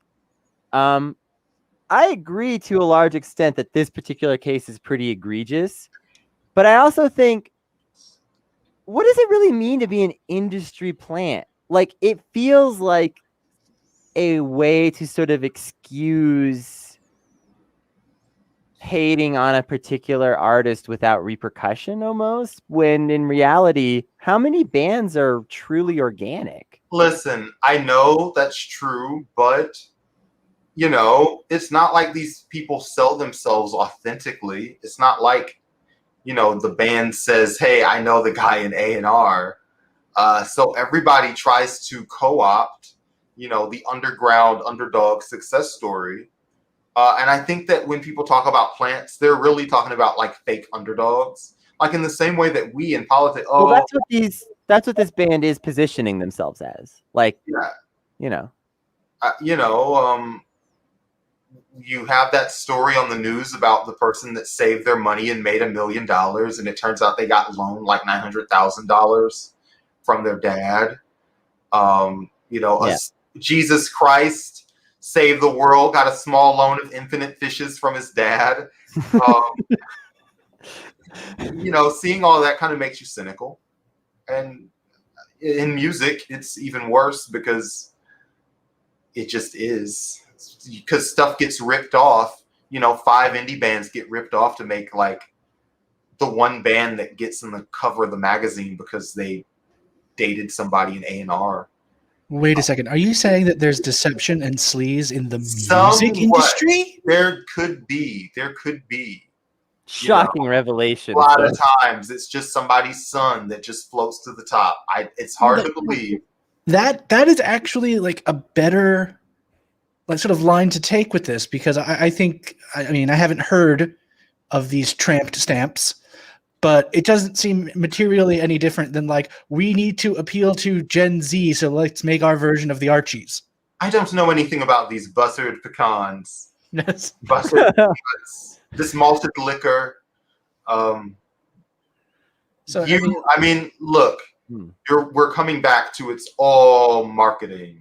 Yeah, and it's like there have been manufactured bands since the dawn of time. I'm sure there were manufactured loot incrustums collections, but the real thing is the growing trend, and this was always the case, but as material conditions continue to worsen, always the case of the children of high-ranking celebrities or industry people becoming industry people themselves. Wait, I'm sorry, but you put a thought in my head, and now I might have to riff on this for a second.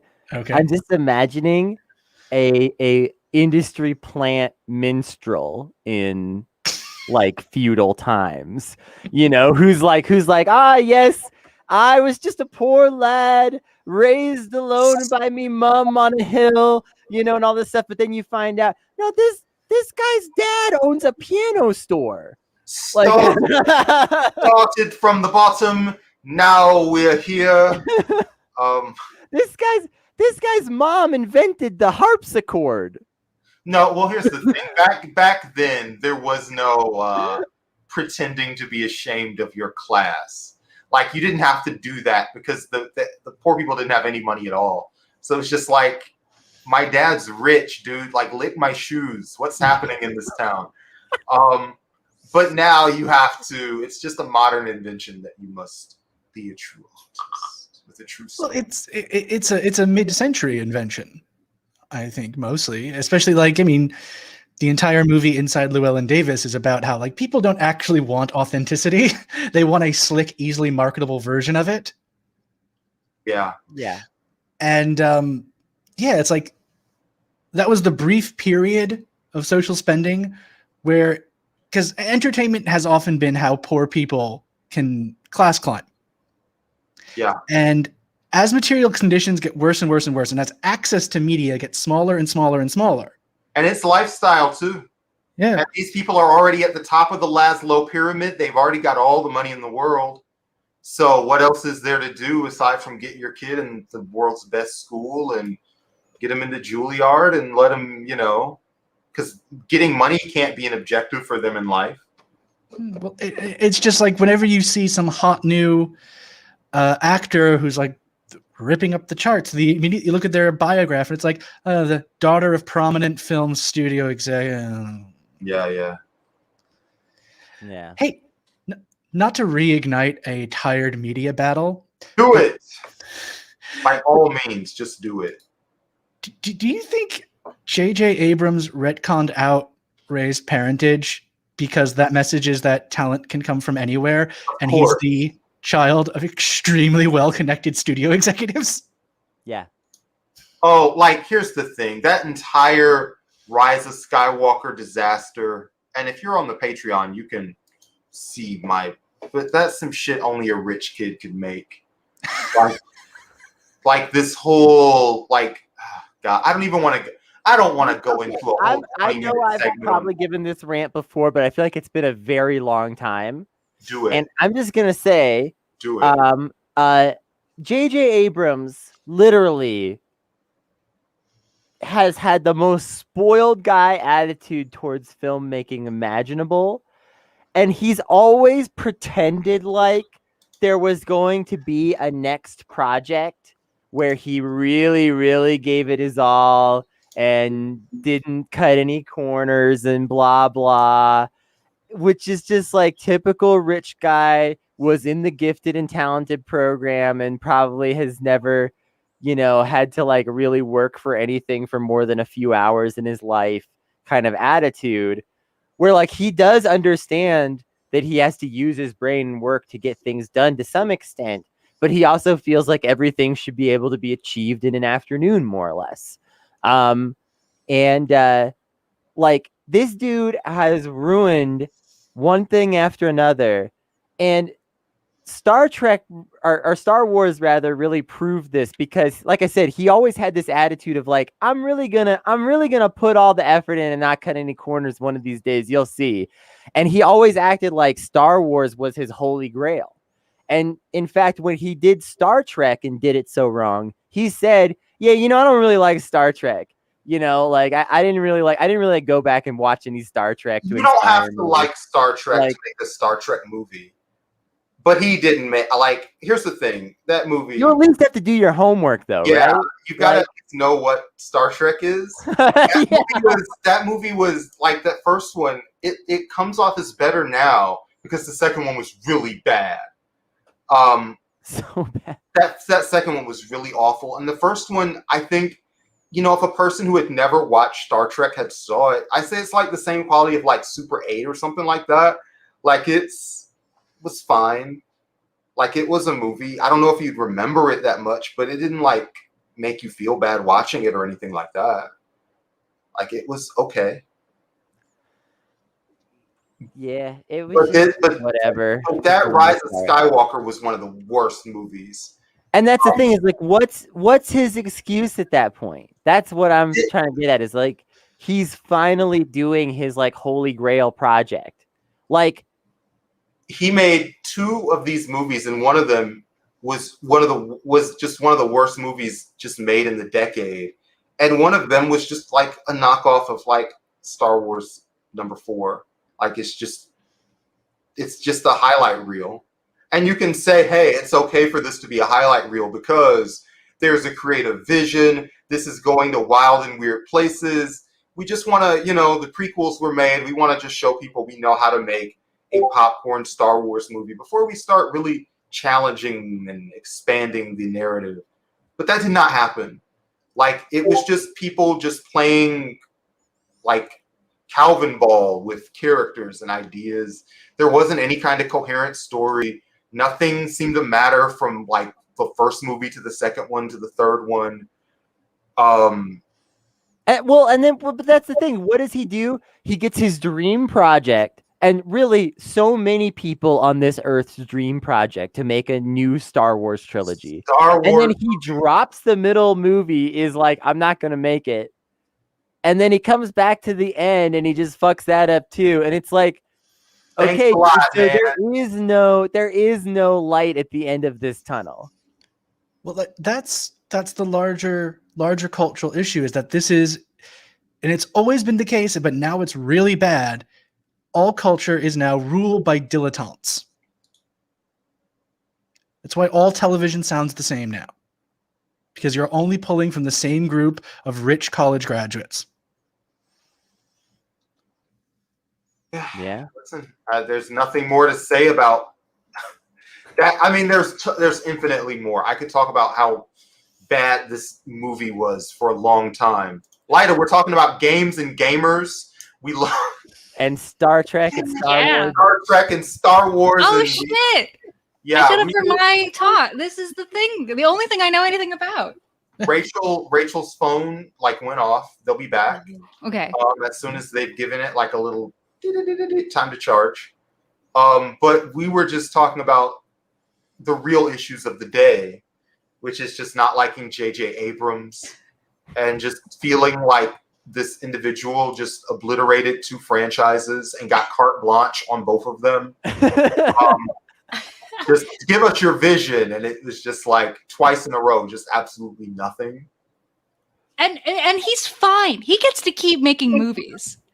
I was reading the other day about the career of Elaine May, who made Ishtar, which is like a famous flop, and she was gone after Ishtar. That was it. If you're black and you make a flop movie, like Ava DuVernay just got the boot off of New Gods, and then they blamed it on Zack Snyder. They were like, Darkseid was in this direct to HBO Max movie, and because of that, everyone now knows who Darkseid is, and it's so iconic, our direct to HBO Max movie, that you just can't use this character anymore. Sorry, it's over. Which is like, just say you don't want to do it. Like, don't try to come up with some, blame this guy who doesn't work here anymore. Like like that manipulative partner that's like, oh, I was going to give you so and so, but you ruined it. Like, okay, let's be honest. I mean, just the fact that he was given Star Wars back proves that there's no repercussions for this man. Like, he hands it off to Rian Johnson. Rian Johnson does his best to piece something a little bit better together. And then JJ comes back and says, actually, I want to finish this trilogy after all. And the studio execs are just like, well, even though you're a fucking idiot, okay. Why would you get J.J. Abrams to make a sequel to a Rian Johnson movie, especially that Rian Johnson movie? If you put Rian Johnson in charge of your Star Wars movie, like, as soon as they announced that he was the director for the second one, I was like, oh, who knows what's going to happen now? Because that means they're going to throw some weird stuff on the wall. Sure. And they're going to mess with their continuity. Like, that is what you hire him to do. If you want a by the numbers, crowd-pleasing Star Wars movie, hire someone else. Like, so the idea that you would hire him to do your second one and then hire J.J. Abrams, who is artistically the exact opposite guy, who's super into nostalgia, who would never write, the past is dead, kill it if you have to. That's a line that would never show up in any J.J. Abrams movie. It's a line that you only write if you hate J.J. Abrams movies. And want a character to say, like, oh, no, like, Episode 8 is written by a guy who hates J.J. Abrams movies. That is the entire vantage point and artistic POV of that entire story. It's just like a fourth wall breaking, Bugs Bunny holding the carrot. Hate J.J. Abrams, don't ya? The idea that you would make that and then hire him back to try to unmake, because he obviously understands that the guy hates him, maybe not personally, but just artistically, they're on opposite ends of the world. So they make three things that are complete opposite movies. It's ridiculous. It's absurd. It's like your manager gets fired and then your new manager comes in and they're like, listen, put everything on the floor. Put everything on the floor right now. They're like, listen, your old manager was a fucking dick. We all know this. We're gonna do things differently around here. Productivity goes up a little bit for a few quarters, and then inexplicably the bosses fire that manager and hire back the old guy that everyone hated. And the thing about like the way all of this works is that like these movies make money no matter what. So they just have to not be so terrible that they get so much bad press in advance. Like Solo got really bad press in advance and people didn't go. But like as long as they get like decent enough press, people will go. So there's no incentive. There's no like even market incentive to make a good movie or a mediocre movie. It doesn't. It's just whatever. It's whatever is enough to put enough butts in the seats to make it worthwhile. That's all they care about. So once again, a standard consequence of neoliberalism is it shields all capital from any risk. Yeah, exactly. There's no risk from these big studios, and Disney doesn't care. They have just their bottom line. And once upon a time, I used to work for a Disney subsidiary. It's as much about selling consumer products that are related to the movie as it is about getting butts in the seats in the movie. I wish that we had Disney clout here. Danny comes by and she was a child actor and was literally on the Disney Channel I forget what show she was on. She played some goth kid. I forget. I can't remember either now. I Dog with feel a Blog. terrible. She was on Dog with a Blog. Oh, And so it's such a funny show to be from. Like, it's like a joke. Like, if we were to have like from Disney's Dog with a Blog. But yeah, no, she was here, and we talked a lot about just how the industry is just super exploitative, and it's really about the experience outside of. I mean, you make so much money off of Disney's money comes from the theme parks, y'all. Like, yeah, it's like how we were talking before about fast food. McDonald's doesn't make money off selling burgers. It makes money off being a real estate venture. Yeah. I thought you were going to say they make money off selling drinks. They make money off that too, let's be clear. Yeah. Yeah. But I think we see that just across our culture, just in Hollywood. Just everything is. Have y'all seen Bedrock? They're making like a Flintstones reboot. I don't want that. Have you seen Pebbles and Bam Bam? Do you remember the spinoff of Flintstone? That's what they're doing. No. And I forget who they're getting, but some mildly recognizable actress is going to be playing Pebbles.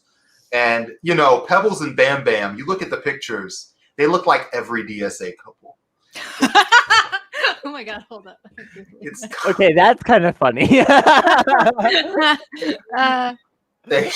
We're fighting for Pelican radio rights. Yeah, I tell you. But no one wants a new Flintstones. No one wants a new Magnum PI. No one wants a new Lethal Weapon. I mean, look, nostalgia does say it. Yeah. It feels like that golden era of television that we had for a little while ended. Over. I think it died. Listen, Disney Plus killed yeah. Not Disney Plus coming out. By then it was already over. But when Disney decided to do Disney Plus, that was the nail in the coffin.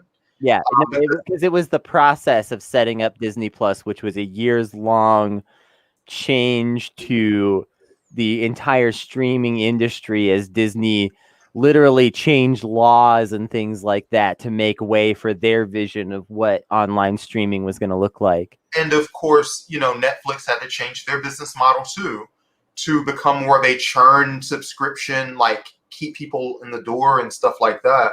Well, I mean, Netflix's business model is being a money laundering front. First of all, come back. I want you to give me all of that. I'm super interested in that. Yeah, I need that in a second. This was inevitable. When Netflix was even doing their prestige originals, they said they were like, the end game is we've got to become HBO before HBO becomes Netflix, which is we've got to have tons of programming and shit, because Netflix only exists because those big corporations were dumb and got caught slipping. But capitalism is like the Terminator. These media companies, they weren't going to just let y'all have all the movies you wanted for $10 a month. That was never going to be on the menu. So you've got to enjoy the golden age while it was there. My cousin's here, RJ Anime on Twitch. Look at what they did with Knight Rider. Here's another intellectual property that nobody wanted to see. And there are, nostalgia is real and exists. There are old things that we're all genuinely delighted to at least try again. Like, everybody liked watching Godzilla fight King Kong last That was fun.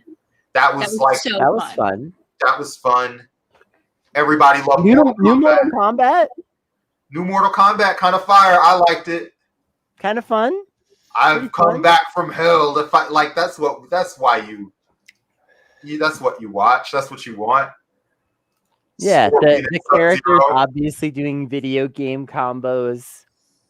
Yes. Oh God, Liu Kang just leg sweeping Kano over and over again, and Kano getting progressively more annoyed.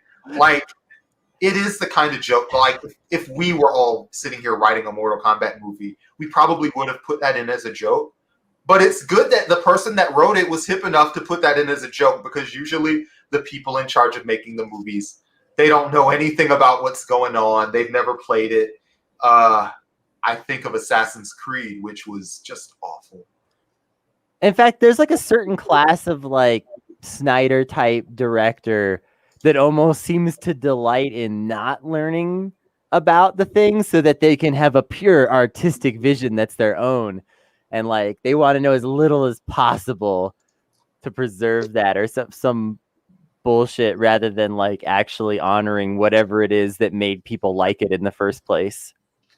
Yeah, a lot of these properties stick around for a reason. It's because people have a connection to them, and it's not necessarily a bad thing in any way to make a remake or to make expand out a universe. If the people who are making it know and care and love that universe and have something new to say and interesting to say. But too often it's just claiming the IP and just like making sure that you have the rights to the IP before anybody else does.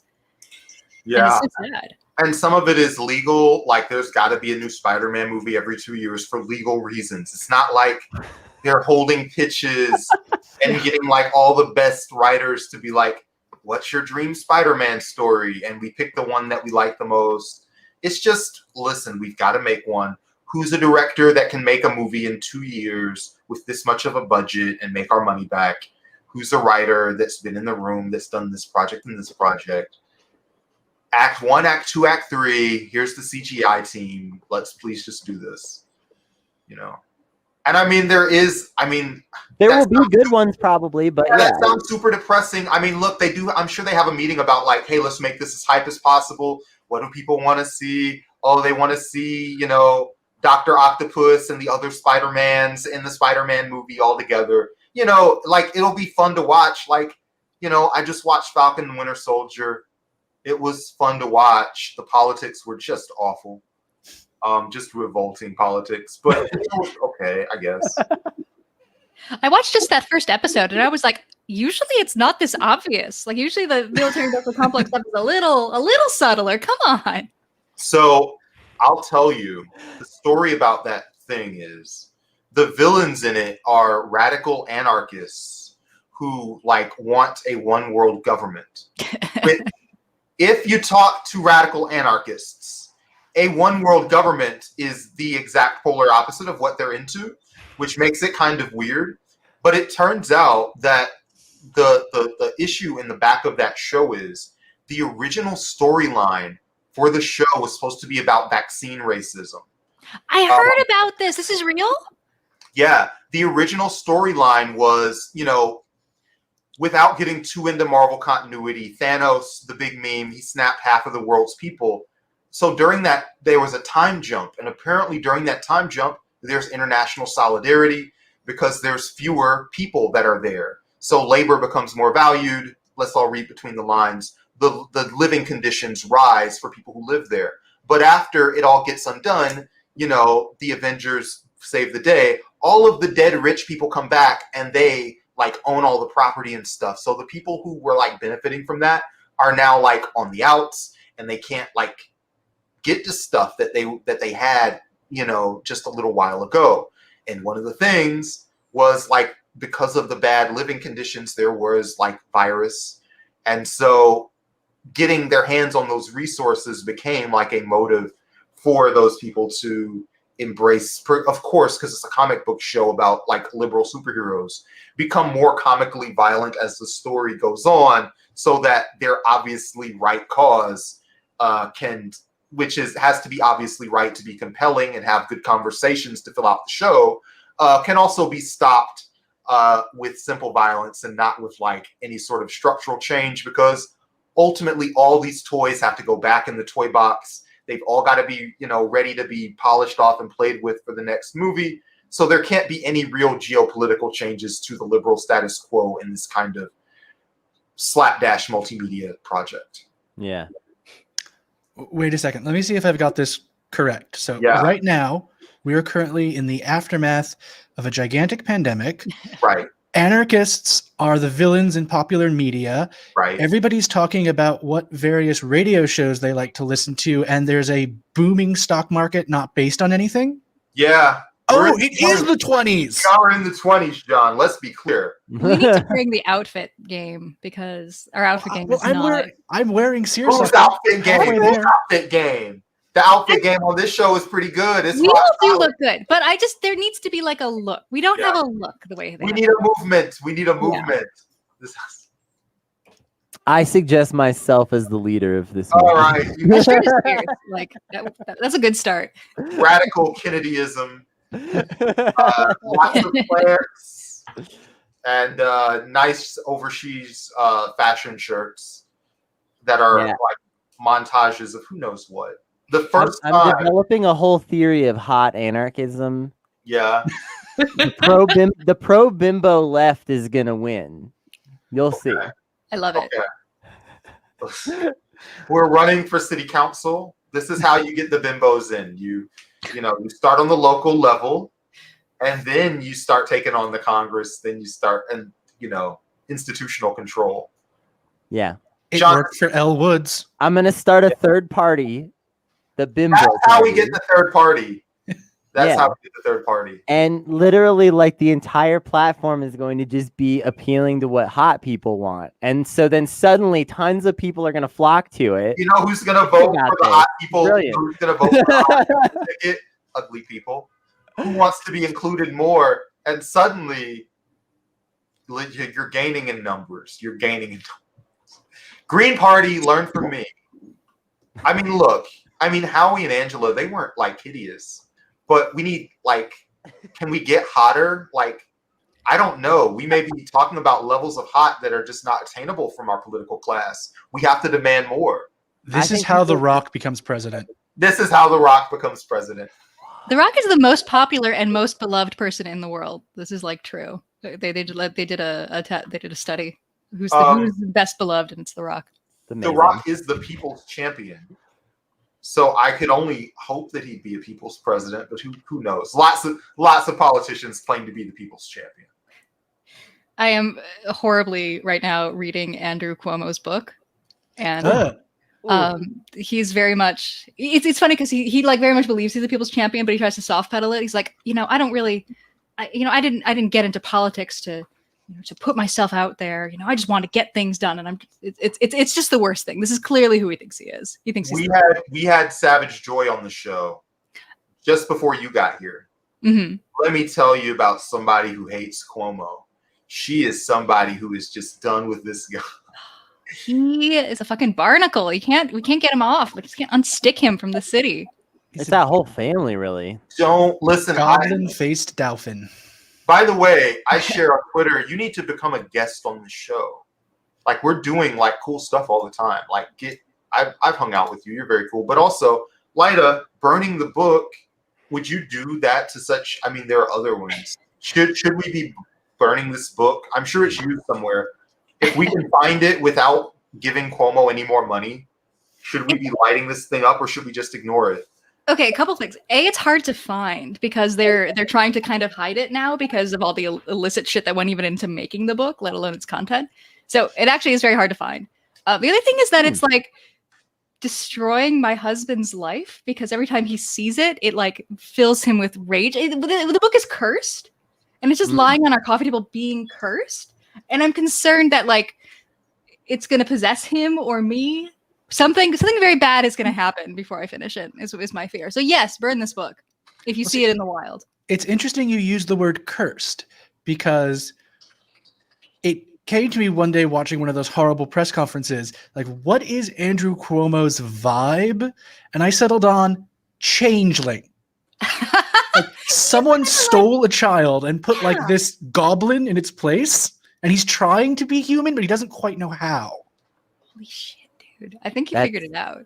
Yeah, he's a fey creature. Yeah, we just have to encircle him in salt. Also, the way you're describing this book, it's like it's this evil, cursed book. It contains forbidden knowledge. It's hard to acquire. This is sounding like Lovecraft at this point. The darkness is spreading. This is sounding like something straight out of like a horror movie. Stay tuned to see what happens to me or my husband, which one of us is possessed by the book and turns on the other. Like, something very bad is going to happen with this book. Like, there's no way it's gonna like just like sit and I'll write my little article on it and everything's gonna be fine. You're gonna start to find it in weird places around your house when you're done reading it. You'd be like, I swear I put it on the shelf. What are you doing out here, Cuomo? Why are you on the coffee table? It's got his big, terrible face on it. It's horrible. You ask your husband, did you get the book out? He says no, but he's kind of broody and won't really talk about it. Changeling face too. How it happens. John Leavitt, can you talk about that major scandal that we had put off until later? Let's make later now. Just about the movie industry and just its roots and poor labor practices, the streaming world. Which one? Oh, I was hoping for you to immediately chime in and just be like, just tell us something really bad about Disney that we don't already know. No, Netflix money laundering. That's the one. Oh my God! I couldn't. I was like, what's Brandon going for here? Okay, so all right, let's talk about money laundering. There are two, and again, alleged. There are two major things you have to know about Netflix. One, it has an insane corporate culture. Its corporate culture is like, it's the only way I would describe it is if its centrists somehow reinvented Maoism. Like they literally have like persecution meetings where you have to like explain what you did wrong to the company. Wow. No. Is this like a Scientology type thing? Yeah, it is very Scientology, and it is very like personal cult. And it's like I talked about this before when I had like a weird Twitter thread that took off about how like all modern American cults don't look like the Manson family; they look like Est, which is to say, they look like marketing departments. And if you squint at Netflix's corporate culture, it's like, oh, this is a cult. John, this is literally a cult. John, I have this conversation once in a while with people who are content creators. Mm-hmm. What we do is marketing and sales. And what we do is like tribe building, it's mailing list building, it is institution building. It's part of what we do as like content, entertaining, whatever. It's also what organizations of all kinds do, like church groups do confessionals and isolating identities. Like these are things that are just culturally rampant. How do we as individuals think about like places and things and institutions that we engage with, or even just our personal brands? Where do you personally draw the line? Because like, look, follow, like, subscribe, hit the bell. Like, it's marketing, obviously. Well, I'm happy that I don't have to do that quite so much. So I have a slightly different relationship to it. But it is the fact that like Amazon, for example, the big revelation with those accounts everyone thought were bots on Twitter saying how much I love my job. And those are real people, and those are real Amazon employees, and they're not getting paid to do that. They are being told to do that because it would show your enthusiasm for the company. Right. So like that's where it starts to get, like that work-life balance thing. Let's say I'm already tired and maybe I'm like 0.7 biome nodes behind on my quarterly evaluation, and I can get like 0.2 Bezos bucks for like shilling for Amazon once I get home and have like 2 hours to watch TV. Like, as depressing as that is, like, clearly there are people that are like, need this job, man.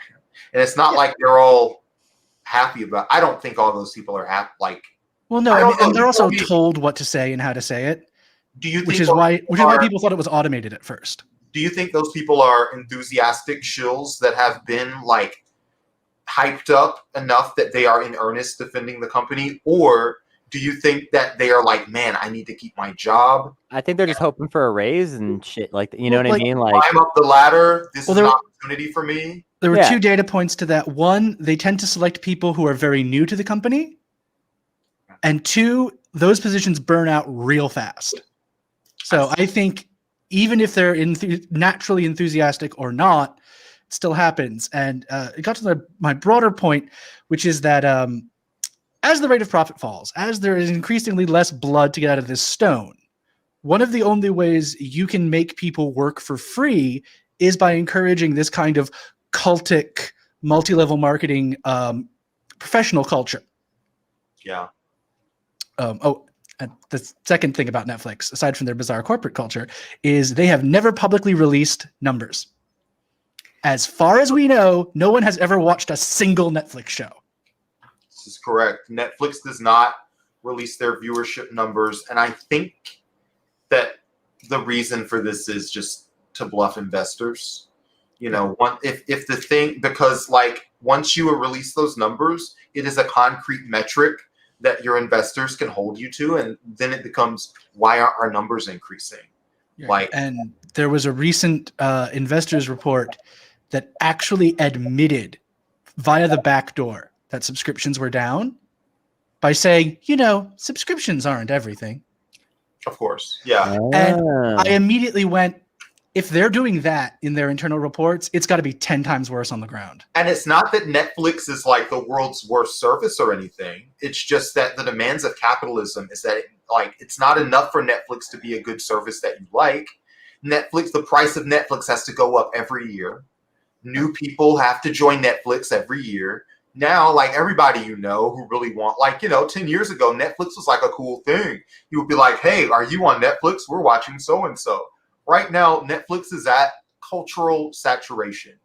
One of the reasons why Netflix is trying to get progressively more niche and stuff with their shows is because, who else is out there that may be tempted to buy Netflix and get into that world that hasn't already done it? Also, 10 years ago, you could get actual physical DVDs in the mail and then clone them. Also, 10 years ago, Netflix had just the majority of good relevant television and movies because there was no real competition. Right. And, as the competition emerged, I think one of the things Netflix is struggling with right now is that, well, there's a lot of things, but one thing in particular is that a lot of the other streaming services that have come out have some kind of identity that you can latch on to. Why do I pay for this particular streaming service? Well, it's because I really like certain things, and so you can kind of lean into that a little bit, but nobody knows why you choose Netflix in particular.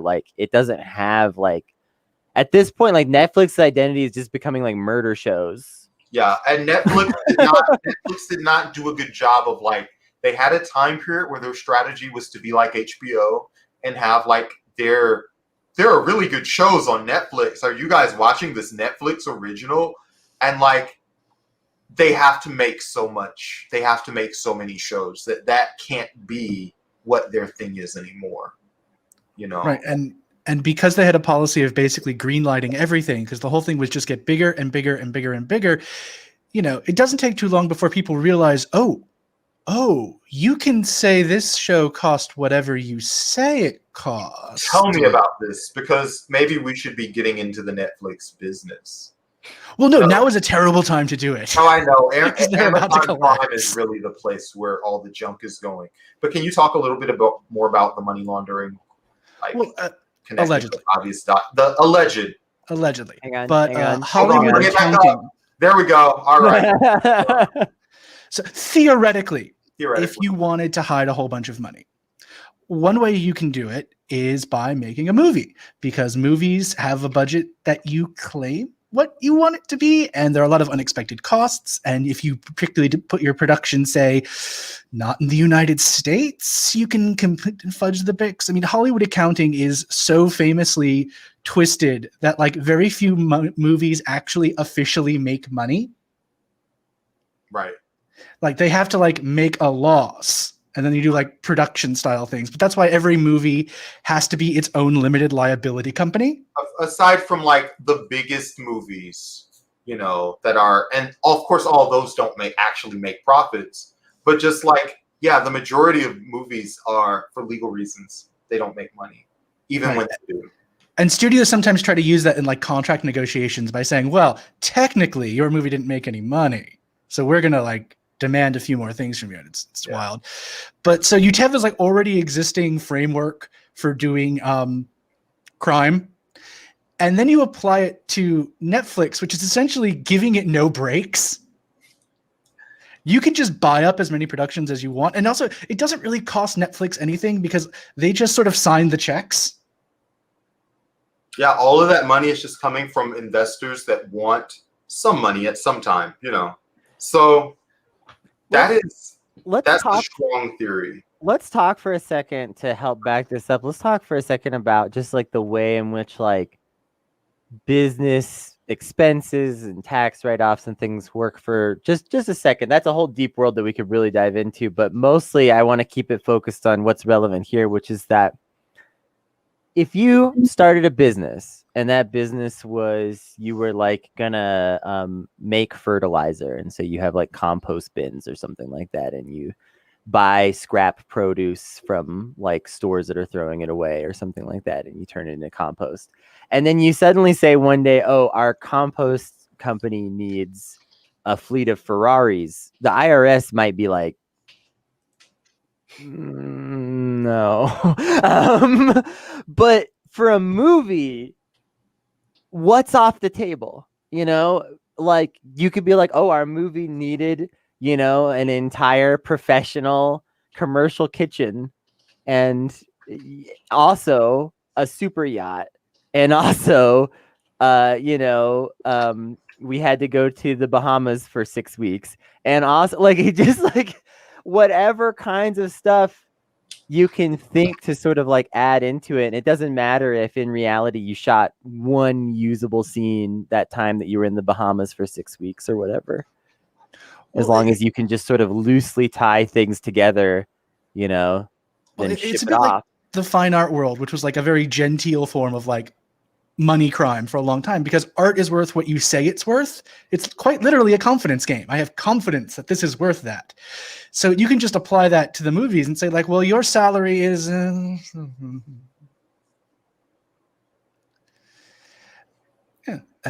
mean, like, oh, sorry.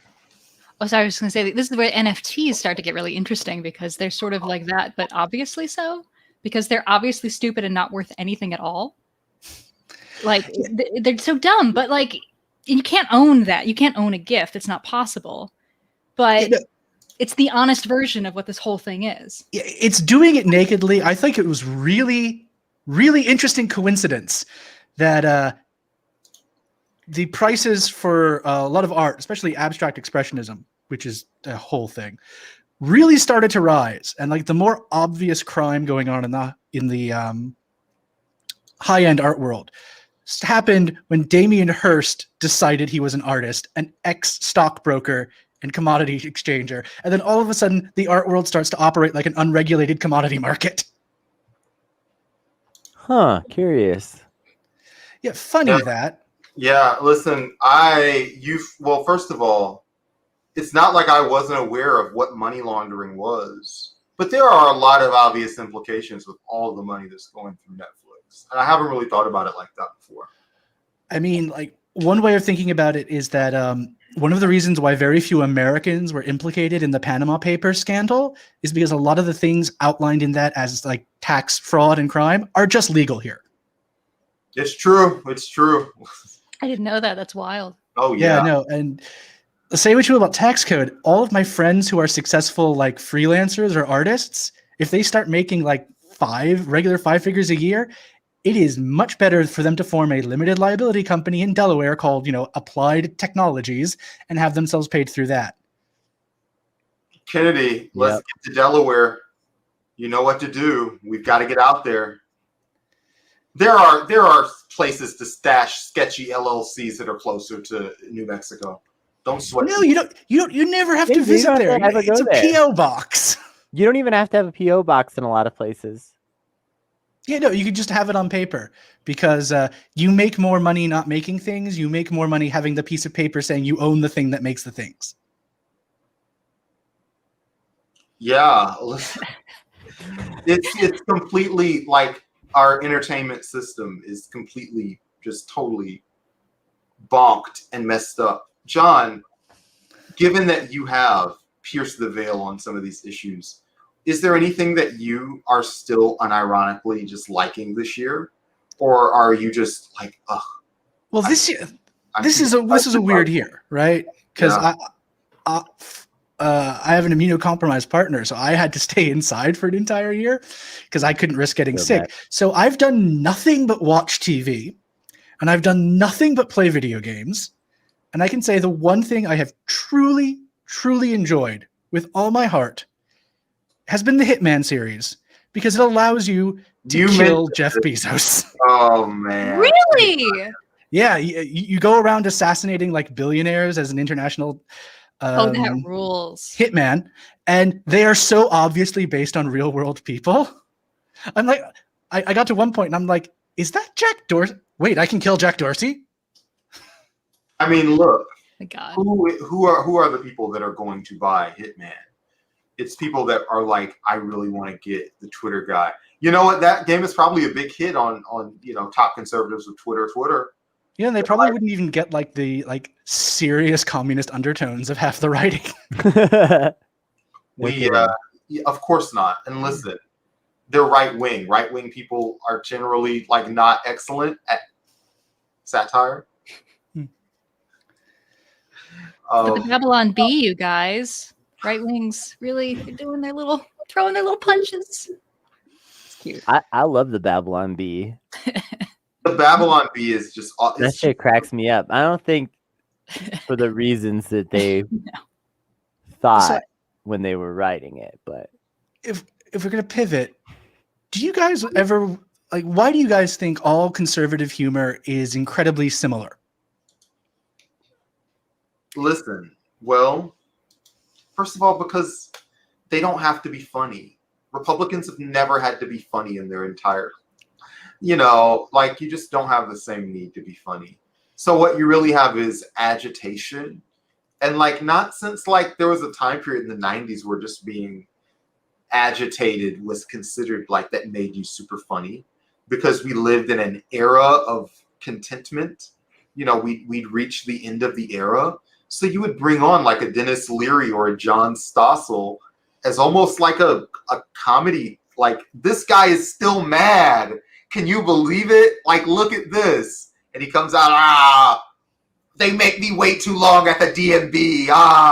And people just found just anger novel. I just don't know if it's the same now. I think really good satire, you have to understand what you're making fun of. Yeah. And conservatives, kind of their whole thing is not really understanding their opponents. Yeah. And yeah. And also a lot of it is based on what they find weird and strange. So much of conservative comedy is based on what makes them specifically aroused. Yes. Also that. Yeah, this is not can you imagine this thing? It doesn't give me a boner. And then everybody laughs that's what we're talking about here. It's not great.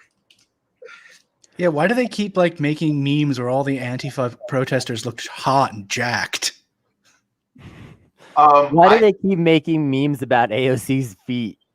Oh my God. Here's the thing. I think there still are a lot of. No, damn it. I would love to say that the left took making fun of that and made it its own subculture. And it kind of is true, but I don't know if we can say that without underselling just how creepy the Ben Shapiros of the world were and have been and continue to be. Yeah. I don't even, Mary, are you asking who the queen of the K-Hive is? I don't know where we're getting with these emojis. You've got to be more specific. You've got to use your words. I think I kind of want to give a spicy answer that is going to sound a little pretentious maybe, but I truly just mean it as the reality as I see it, which is that we have an educational system that is designed to beat the creativity out of people, and has been statistically proven to do so. So the majority of people leave our educational system with very little creative ability left, and if they have any left that they're able to work with, that's great. But a lot of people have to even just spend years trying to refine it if that's ends up being their goal. So with that in mind, being a creative is not politically convenient for the systems that exist. And so therefore, when you tend to join any or be a part of any political group that the political systems routinely beat up and take advantage of, then you tend to not be conservative as often. I think it's honestly just as simple as that, possibly, to me. Like, if you're getting just shit on by capitalism as a creative, as a lot of creatives do, and that includes funny people for the most part, then you're not going to have the fondest, even if you're like sort of a lib, like a shit lib, like middle of the road. Maybe you made it in comedy even after a certain point, and so like you feel like I got mine, who really cares, or whatever. Like, you're still gonna have like slightly bitter feelings about the way you were treated, you know, all the fucking nights you spent like eating like, you know, peanut butter out of a jar before your comedy set, and then like sleeping in like a ratty hotel room or whatever. Like that shit doesn't like leave your consciousness. So I don't know if anybody saw Queen's Gambit, but I've been thinking about it a lot. Yeah. Yeah. What about it? Well, I liked it in general, but one of the big things is that it's supposed to be contrasting the American chess culture with the Soviet chess culture, and like you've got these incredibly talented, Americans who are, it's like the chess masters of the world, or of the chess masters of the country, and they live in shitty little apartments, and they don't get any money, and it sucks. And then they go to the Soviet Union, where the Soviet chess masters are treated like gods. And they stay in this fancy hotel, and it's so nice. And they're like, because it's actually supported and taken seriously. But it created a good Rocky effect for just our precocious underdog, who is the ultimate chess genius. Yeah. Listen, that's the problem with Americans. We're obsessed with that underdog shit, but being that person sucks. That, we talked about this. I think we talked about this with Joy before Lyta got here. Just talking about from the streets, knowing the streets, and then just sighing because it sucks. Like, it's just the worst. Yeah, it's not actually in Queen's Gambit. Like, how much of an underdog is a girl who is like that pretty and stylish? No, well, luckily they don't take it. They don't try to really convince you that she's. I mean, it's a pretty breezy time for her. She has like one bump in the road, and all of her friends, all of whom, by the way, she just bullies through the entire series. She just obliterates these dudes, but they all are nice, and they all get over it, and they just help her out in her moment of need. And it spoilers but that's not why you're watching the show. Don't worry about it; it'll be fine. Great costumes, great interiors. That's spoiler, Rocky wins in Rocky. Spoiler. Rocky has friends. Yeah. Rocky maybe becomes a communist at the end. It's slightly vague. Ooh. Avengers spoiler. The Avengers avenge stuff.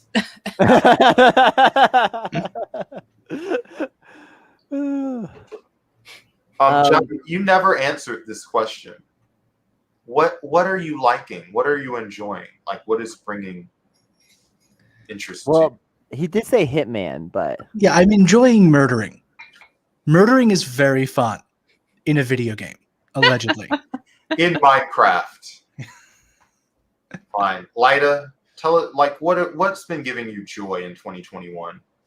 Like nothing. I've seen everything. I've played everything. I went back to an old game. I played Dragon Age 2 again. That gave me a lot of joy. I think that's a great game. It was underappreciated by fans. I think it's because it has this like postmodern literary quality to it that video game fans are too dumb for that. Yeah. No offense, but also offense. This is not kissing. I don't understand this. It's like, what do you mean the story's being narrated by your friend who's a liar? And like, it's unclear what's actually happening in the story. What do you mean? I don't get that. Did you like Inquisition, by the way? I hated Inquisition, which is part of why I stayed away from the franchise. I didn't beat it. Tell me your thoughts. I never beat it either. Tell me your thoughts on Inquisition related to the rest of it. If you didn't like Inquisition, you are completely done with BioWare, right? Well, I'm replaying all these. I'm now playing Origins again, and just the old ones, yeah. Yeah. I might play Dragon Age 4 when it comes out supposedly next year. The thing about 2 has a really unique storyline and setting, and again, fans didn't really like it. It has some technical whatever flaws.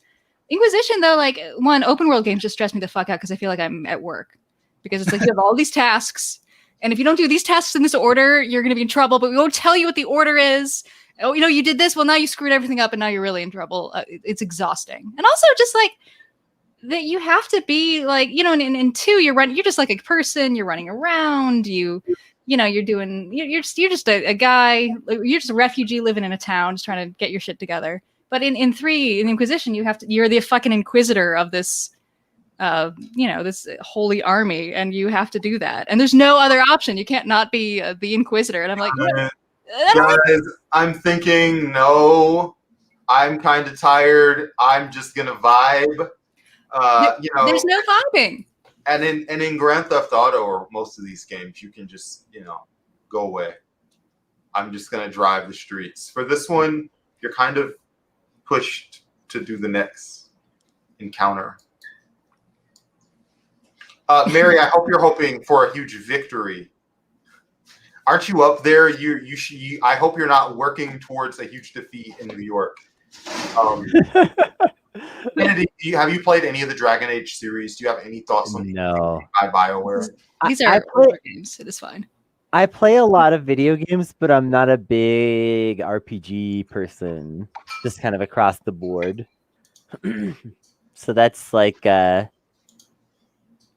get bored with a lot of video game stories and just kind of like click through them anyway, because I'm ADHD and impatient, and also I know a lot about storytelling. So if there's a lot of tropes, I'm just like, yeah, I get it. Which is just like, that's a curse, by the way. Don't learn about how stories are told. Oh yeah, don't ever do it.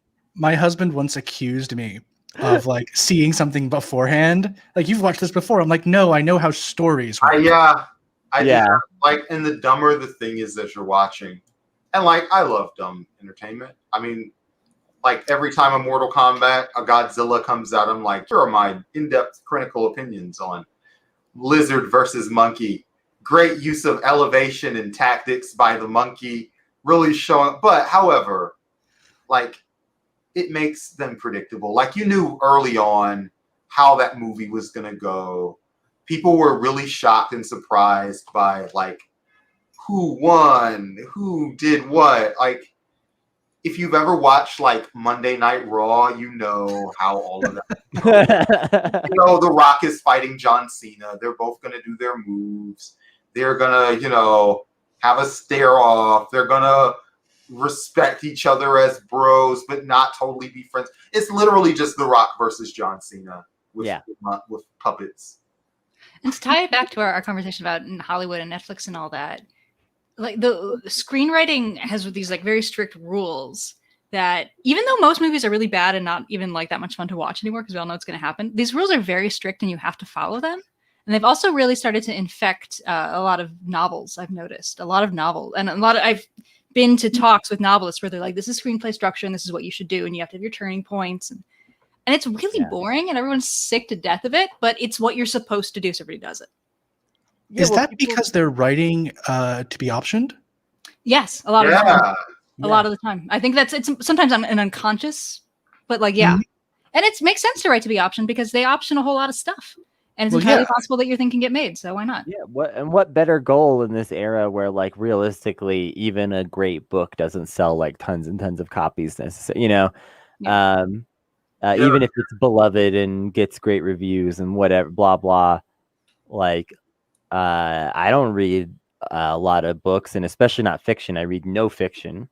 I read tons of like history and stuff like that, and political theory and dry shit, because that's the kind of person I am, I guess. It has, a lot of it has become really formulaic. I was thinking about this the other day. People get really upset when there aren't like predictable beats and payoffs in media. I remember, like, this was like one of the only criticisms people had of Drive was that it just kind of ends. And it's like, so what? It's a beautiful sequence of events. And I don't know. Basically, what I'm really trying to say is that I feel like I'm slowly starting to be in defense of the Monster Hunter movie's existence. Because just a series of lights and sounds is okay. It doesn't have to. It doesn't have to have a bunch of talky words that make sense. I mean, look, there are plenty of movies that violate the 3-act structure that are good. You don't have to pledge your fealty to Mila Jovovich. Although, I mean, you could do worse. I mean, I'm not saying you can't, but And there are plenty of movies that adhere to the structure that are completely incoherent, which is really funny. It's because the focus, I mean, and sometimes it's the director's doing weird shit and the script was actually better, but like the focus is just like hitting those beats. And it kind of doesn't matter if anything lines up, makes sense, plot holes, who cares? yeah. Well, like, one of the things I always think about is that when you're talking about like golden age studio movies, like where they were just pounding them out like every 3 weeks, they got a new movie. They adhere to less strictly to the standard structure during a mode of production we consider to be like highly rigid and factory-like. And Orson Welles always said he much preferred that mode of production to big like creative producer funded works, because he thought when you're pounding them out that quickly, you can sneak good stuff in that no one will notice you're doing. Oh, that's so interesting. Yeah. Oh my god. And for these movies, like they are huge ordeals and structures. I mean, tentpole movies basically all have to be superhero movies now. And for me, I mean, my dad gave me like a big stack of Marvel comics or whatever. It's kind of surreal that like there's a TV show about Scarlet Witch and the Vision, and it's like America's favorite TV show. It feels like we're in a weird parallel universe. Like it's something that like if Watchmen was written and they had a joke about like on TV just to show that superheroes had destroyed the minds of American pop culture on TV. Are you guys watching Vision and Scarlet Witch? Yeah, it's the greatest show. We all love it. Yeah, it's a little bit weird, and it has just made blockbuster films less diverse. Now, at the same time, you can say you don't have to watch blockbuster movies. Like there are indie movies and international movies, and like there is still art being made that exists. Like good movies are still happening. You can watch The Big Monkey. The thing is also like the dirty secret here is that many indie movies are really not that indie anymore. It's still really expensive to make a movie. And like just because something like it says it's indie and premieres at these festivals, like it was probably made by a rich kid's son. And it probably had venture capital funding, and like it might be good. It's entirely possible it's still good. Yeah, look, A24 makes banger movies. We love, like everybody loves A24, but like it's like they make good movies because they don't have to meet any financial reality that exists for any normal person. Well, this is sort of part of what we were talking about right before Lyta joined us, is that this was always the case, but it's increasingly so that only rich people get to make art. So that means you only get the opinion of rich people. And we were discussing the fact that, like, as in The Star of the Queen's Gambit, most of the people who get to direct or star in movies now are the children of people who direct and star in movies. Yeah, that's the best way to get in the business. I love how we're just creating an aristocracy now. That's super fun of us. We've had a movie aristocracy. I mean, when you were talking about like House of Cards, listen, like sometimes you don't even know that it's rich kids till you look them up. House of Cards. Like, did anybody know that the heir to the Mara sports franchise empire? I did know that. I didn't know. Mr. Robot. Did you know that was he's insanely rich. Meryl Streep's niece or something like that. Didn't know that. Yeah, no, the FBI agent is like related to Meryl. Now she's a phenomenal actor or whatever, but yeah, it's all the way down. It's all the way down. I actually have an indie movie to make a plug for. A movie called Lapsus, which is a great leftist movie directed by a guy named Noah Hutton. We watched it. We interviewed him on the Current Affairs podcast a little while ago. He's lovely. It's a really good movie, and it's just like It's just like a good movie with like these like not famous actors, like really good actors, but like not well known people at all, and made on a shoestring budget. It's a great sci-fi dystopian movie. It's like what if Black Mirror was like actually like really good and kind of about Amazon. It's good. Watch Lapses. All right. Listen, Lapses. John and Lyta, do you guys want to stay with us? We're going to take a break. We'll be back. If either of you guys need to go and like use the bathroom or step out, or I gotta go make dinner actually. yeah, and one of your very important calls, leave those last plugs. Let's get out of here, John. Are you sticking with us or are you leaving? I can stick with you for a little while. All right. Well, Lyta, it's been just awesome having you on. We're sorry that Rachel just wasn't feeling well and couldn't make it, but hope springs eternal, and you are just one of our favorite guests. Oh, I love your show. I love hanging out with you guys. It's good. Yeah, thank you so much. This is really fun. Hell yeah. All right. We'll see you guys later. Bye, Lyta. Bye. And we'll see the rest of you after a bit.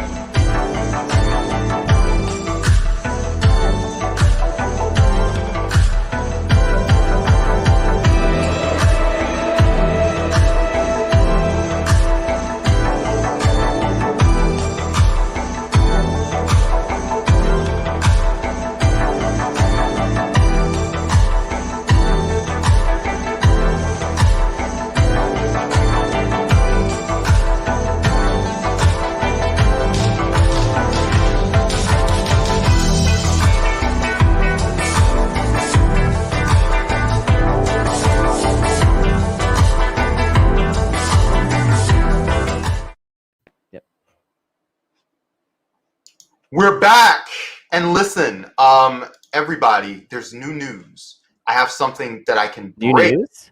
Yeah, I can break some information, which is break some info. If you are a Twitter person and you love Twitter, or if you just love information and reading, there's a new article on the Atlanta DSA website that's about May Day. It's America's missing holiday. Everybody loves having holidays, but it's not like May Day gets a lot of discussion in the United States. I'm not going to sit here and read this entire thing, but if you want to learn a little bit more about the environmental and labor origins of May Day, just go to atldsa.org, I think is the website, and check that out. We're making stuff all the time. I was happy to pitch in for that. You don't have to be a member to read that article, and you'll learn a little bit more about. God, let me tell you, Kennedy. You missed their bylines. Yeah, I know. I need bylines in more various outlets all the time. Yeah. But yeah, it's just a terrible situation. I know you know all about the fight for the 8-hour workday. Mm-hmm. And, it being May, it's a great time of year to really think about like being outside and living your life. Even if you're not necessarily like, listen, everybody can't go outside at the drop of a hat, but just celebrating the fact that you're alive, sunlight, human touch, interaction, company. This is a time of year to think about that, especially in a culture where every hour, like, there's some new scheme to take away your hours from you and take your time from you. Right. John, we were talking about the origins of May Day and how, May Day was both an environmental holiday and a labor holiday, and really spread among the international working class. But like in America, like it was, part of it, Labor Day, to co-opt it from the origins of the holiday. And also, in addition to like the obvious co-opting, the government also, May 1st is Loyalty Day in the United States, and it still is. It's on the books now. It's John, it's baffling. It's messed up. Yeah, well, no, we were just in 1921 again. Like the big thing of like my Baffler piece was about how like the material conditions of the average American are closer to a worker in 1925 than 1965.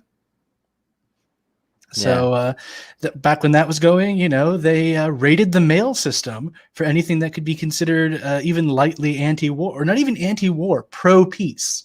Yeah, and so much of that has been rooted in, a lot of anti-labor sentiment has been rooted in like xenophobia, like who's the newest group to come in, and there's always some backlash that's whipped up against that group.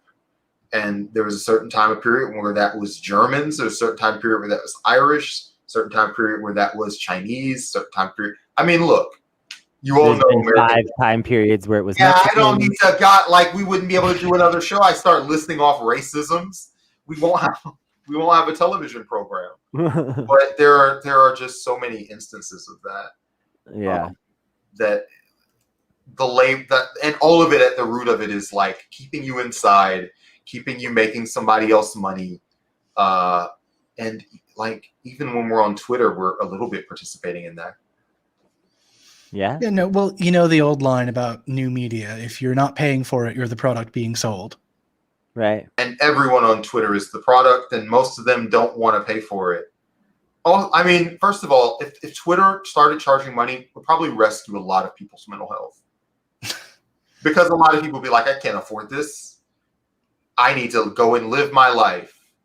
That or people would go into a lot more debt. Oh.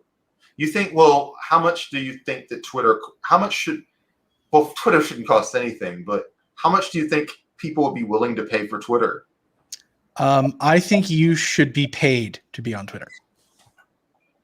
I think that's the only way this works. Definitely, because not only that, if you were paying to be on Twitter, like suddenly now I've got to use the account. I can't take time off. It should be like Twitch affiliate. When you get like 500 or 1,000 Twitter followers or whatever, then they should start having to send you checks every time you get a post. Well, the thing is, this goes back to our conversation about advertising. Whatever number of impressions or some bullshit. Yeah, listen, Twitter is already toxic enough. People are doing insane, maniac tactics against each other for no money. Just to make the number go up. Well, that's the thing is, ironically, a lot of people on Twitter think Twitter is this place of like pure discussion. And so they have to defend it even more so. And it's like, no, it's just another corporate media platform. See, I have a theory about why some people are so bad at Twitter and why it like hits their brain in the wrong way. I think I have a generational theory, which I can get into. But the other theory is Twitter is a video game, and I am winning. Well, there is a certain, for me personally, there's a small amount of winning in Twitter in that when I make a post, someone will like it. Right. Like, I like to be above the base level of, I mean, there were times when like you have 500 followers and you tweet something and it's like, no one will read this, no one will see it. It literally is, I mean, shouting into the void. Yeah. So it feels good once you get like, it's funny, under 1K, but like once you get over 1K, you get like at least a couple people like your posts when you make them. Yeah. But it's like being able to treat the platform like a video game that you're able to like min-max. Your bigger point is very true, which is that people are obsessed with gaming the system, and it also creates like bad content. It creates politicians posting like, what would healthcare mean to your family 3 times a day? Yeah, and it creates these perverse incentives because you have like this entire Twitter doesn't represent a very large class strata of the United States, but of that class strata it does represent, they are very on it. So as within that class strata, jobs start to decline in positions. I'm talking about like, say, paid positions at magazines or journalism outlets. Everyone has to switch to like a Substack or a Patreon, which means they have to be relevant, which means they have to take increasingly the most extreme position possible in order to stand out. Hence the perverse incentive of Twitter to be insane and annoying. Yeah, we try not to like we have opportunities all the time to chase down people, to start drama with people. Like, think of all of the, like, we should probably even touch on it, like all of the freaks on left, like in a circus sense, like this socialism done left guy who's he done left. He done. Except he hasn't. He hasn't deleted his account. He's. Oh, I thought he deleted everything. No, okay. He like deactivated it for like a few hours on Twitter, and then he just came back and started posting through it. That's such a pathetic move. And that's what it's like. That's what it's like now. You know, you have to listen. You have to post through it. What's your alternative? Or you could just ignore it. Like, people don't realize how powerful that is. Yeah. Community accountability for your Twitter? No way. So people just, and unfortunately, the audience that those people like go to is like an incredibly shitty audience. Like, it's just the dredges. Those are not the people you want to be courting. If also just because like they're treating this entirely as entertainment, which in a large part it is, but you're trying to be entertaining about something serious when really it's like NASCAR. You're watching for the crashes. Yeah. But anyway, the other part of that is I half jokingly came up with this theory that explains why people act the way they do online, and I've increasingly realized it's not a joke.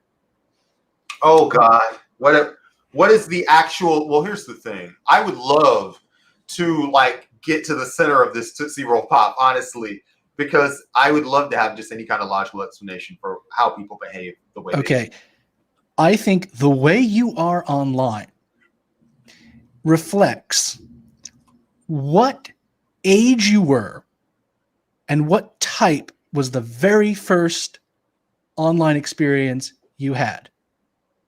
So with boomers, it's Facebook. They are the only people on Facebook. They write long, lengthy accounts. They think the mole people in the center of the earth are after their children. And when they do make video content, it emulates the content they're already familiar with, which is morning shows. Right. That's why they're always 3 hours long. Right. Hey. Hey, wait. Wow. Careful there. And we are on Facebook too. Uh-oh. The second one, and this is the one that's the most distinct. Like, once you're able to identify this type of posting, you will be able to guess someone's age within a good 3-year radius. I want to hear this. Xers, because they grew up in early blog culture, like 2000s, 1999, maybe some early LiveJournal. Democratic Underground, LiveJournal, yeah. Yeah. So you have a posting style which is incredibly prolix. It's like it borders on scriptomania. They can never stop talking. He said, not stopping talking. Yeah. And 2, they can never let it go. They always have to have the last word. And you can always tell someone is about 45 on Twitter when their thing is like, also, in addition to 1/275. You know what else that is from? That is not just from, I mean, the other source from that in culture is just message board culture. Mm-hmm. Like we're getting down into older millennials here too. Yeah, no, like there's a boundary zone between like LiveJournal and early message boards. Yeah, and there are some older meta millennials. Filter. Yeah. There are some, of course. There are some older millennials who have that same, will never, ever let anyone else get the last word. Message board threads, like they tell jokes all the time about like, is POG a racial slur? This message board thread became like a 12-day struggle. The greatest thread in the history of time, locked after 7,000. But those kinds of people still exist, and they're still on Twitter. Right, and they're the ones like feeling the economic pinch a little harder because they actually usually had kind of an okay 20s and 30s. It's just that their jobs are falling apart now. Then you have millennial posting, which is earnest and cringy and weird and still entirely too online. And then you have Gen Z posting, which is completely organic because they've never had a time when they've not been online. And that's my theory of generational posting. First of all, I think that this is an incredible. I think you're really onto something, John. I feel like I post a little more like a Gen Z person than a millennial in some ways, even though I am very much a millennial, because I've pretty much always been online because I was going to say, a lot of my family were early adopters. And also, I don't like threads. I don't always use capital letters. I don't like these words. Say things, maybe. If people ask me to explain it, I say no. Like I feel like a lot of my generation, you're saying, it's like especially like the older ones who are closer to Gen X in particular, that Gen X mentality is really real, of like have to have the last word. And a lot of like older millennials are definitely like that too, where it's like, no, we have to hash this out. We have to understand this. We have to come to a common agreement about these terms or whatever. And I'll just be like, no, I'm not going to respond to you anymore, but thanks for replying, I guess. You've gotta, I mean, like Aaron does a good job of just like, you've got to just tell people to fuck off, because there are too many of them, and like just two people on Twitter that just want to like take 3 hours out of your day. They can. You literally can't compete with the volume of posting. No, there are people out there with even less to do than you. I know it's shocking. Whenever I realize that, it's always very shocking, but yeah. Yeah. Apparently, they don't even have good video games or something at their house. Like, and so, have you ever tried just like looking at the wall? That could be fun for a while. You ever tried just like not Netflix? I'm roping it back around. All right. Yes. Let's get out of here, folks. Let's get out of here. Really quick before we go, I want to say a few things to the audience. But before I even do that, John,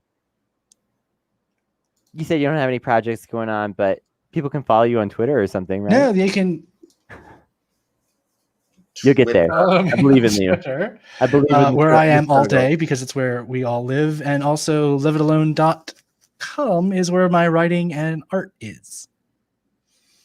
Cool. Also, push your senator to vote for the PRO Act.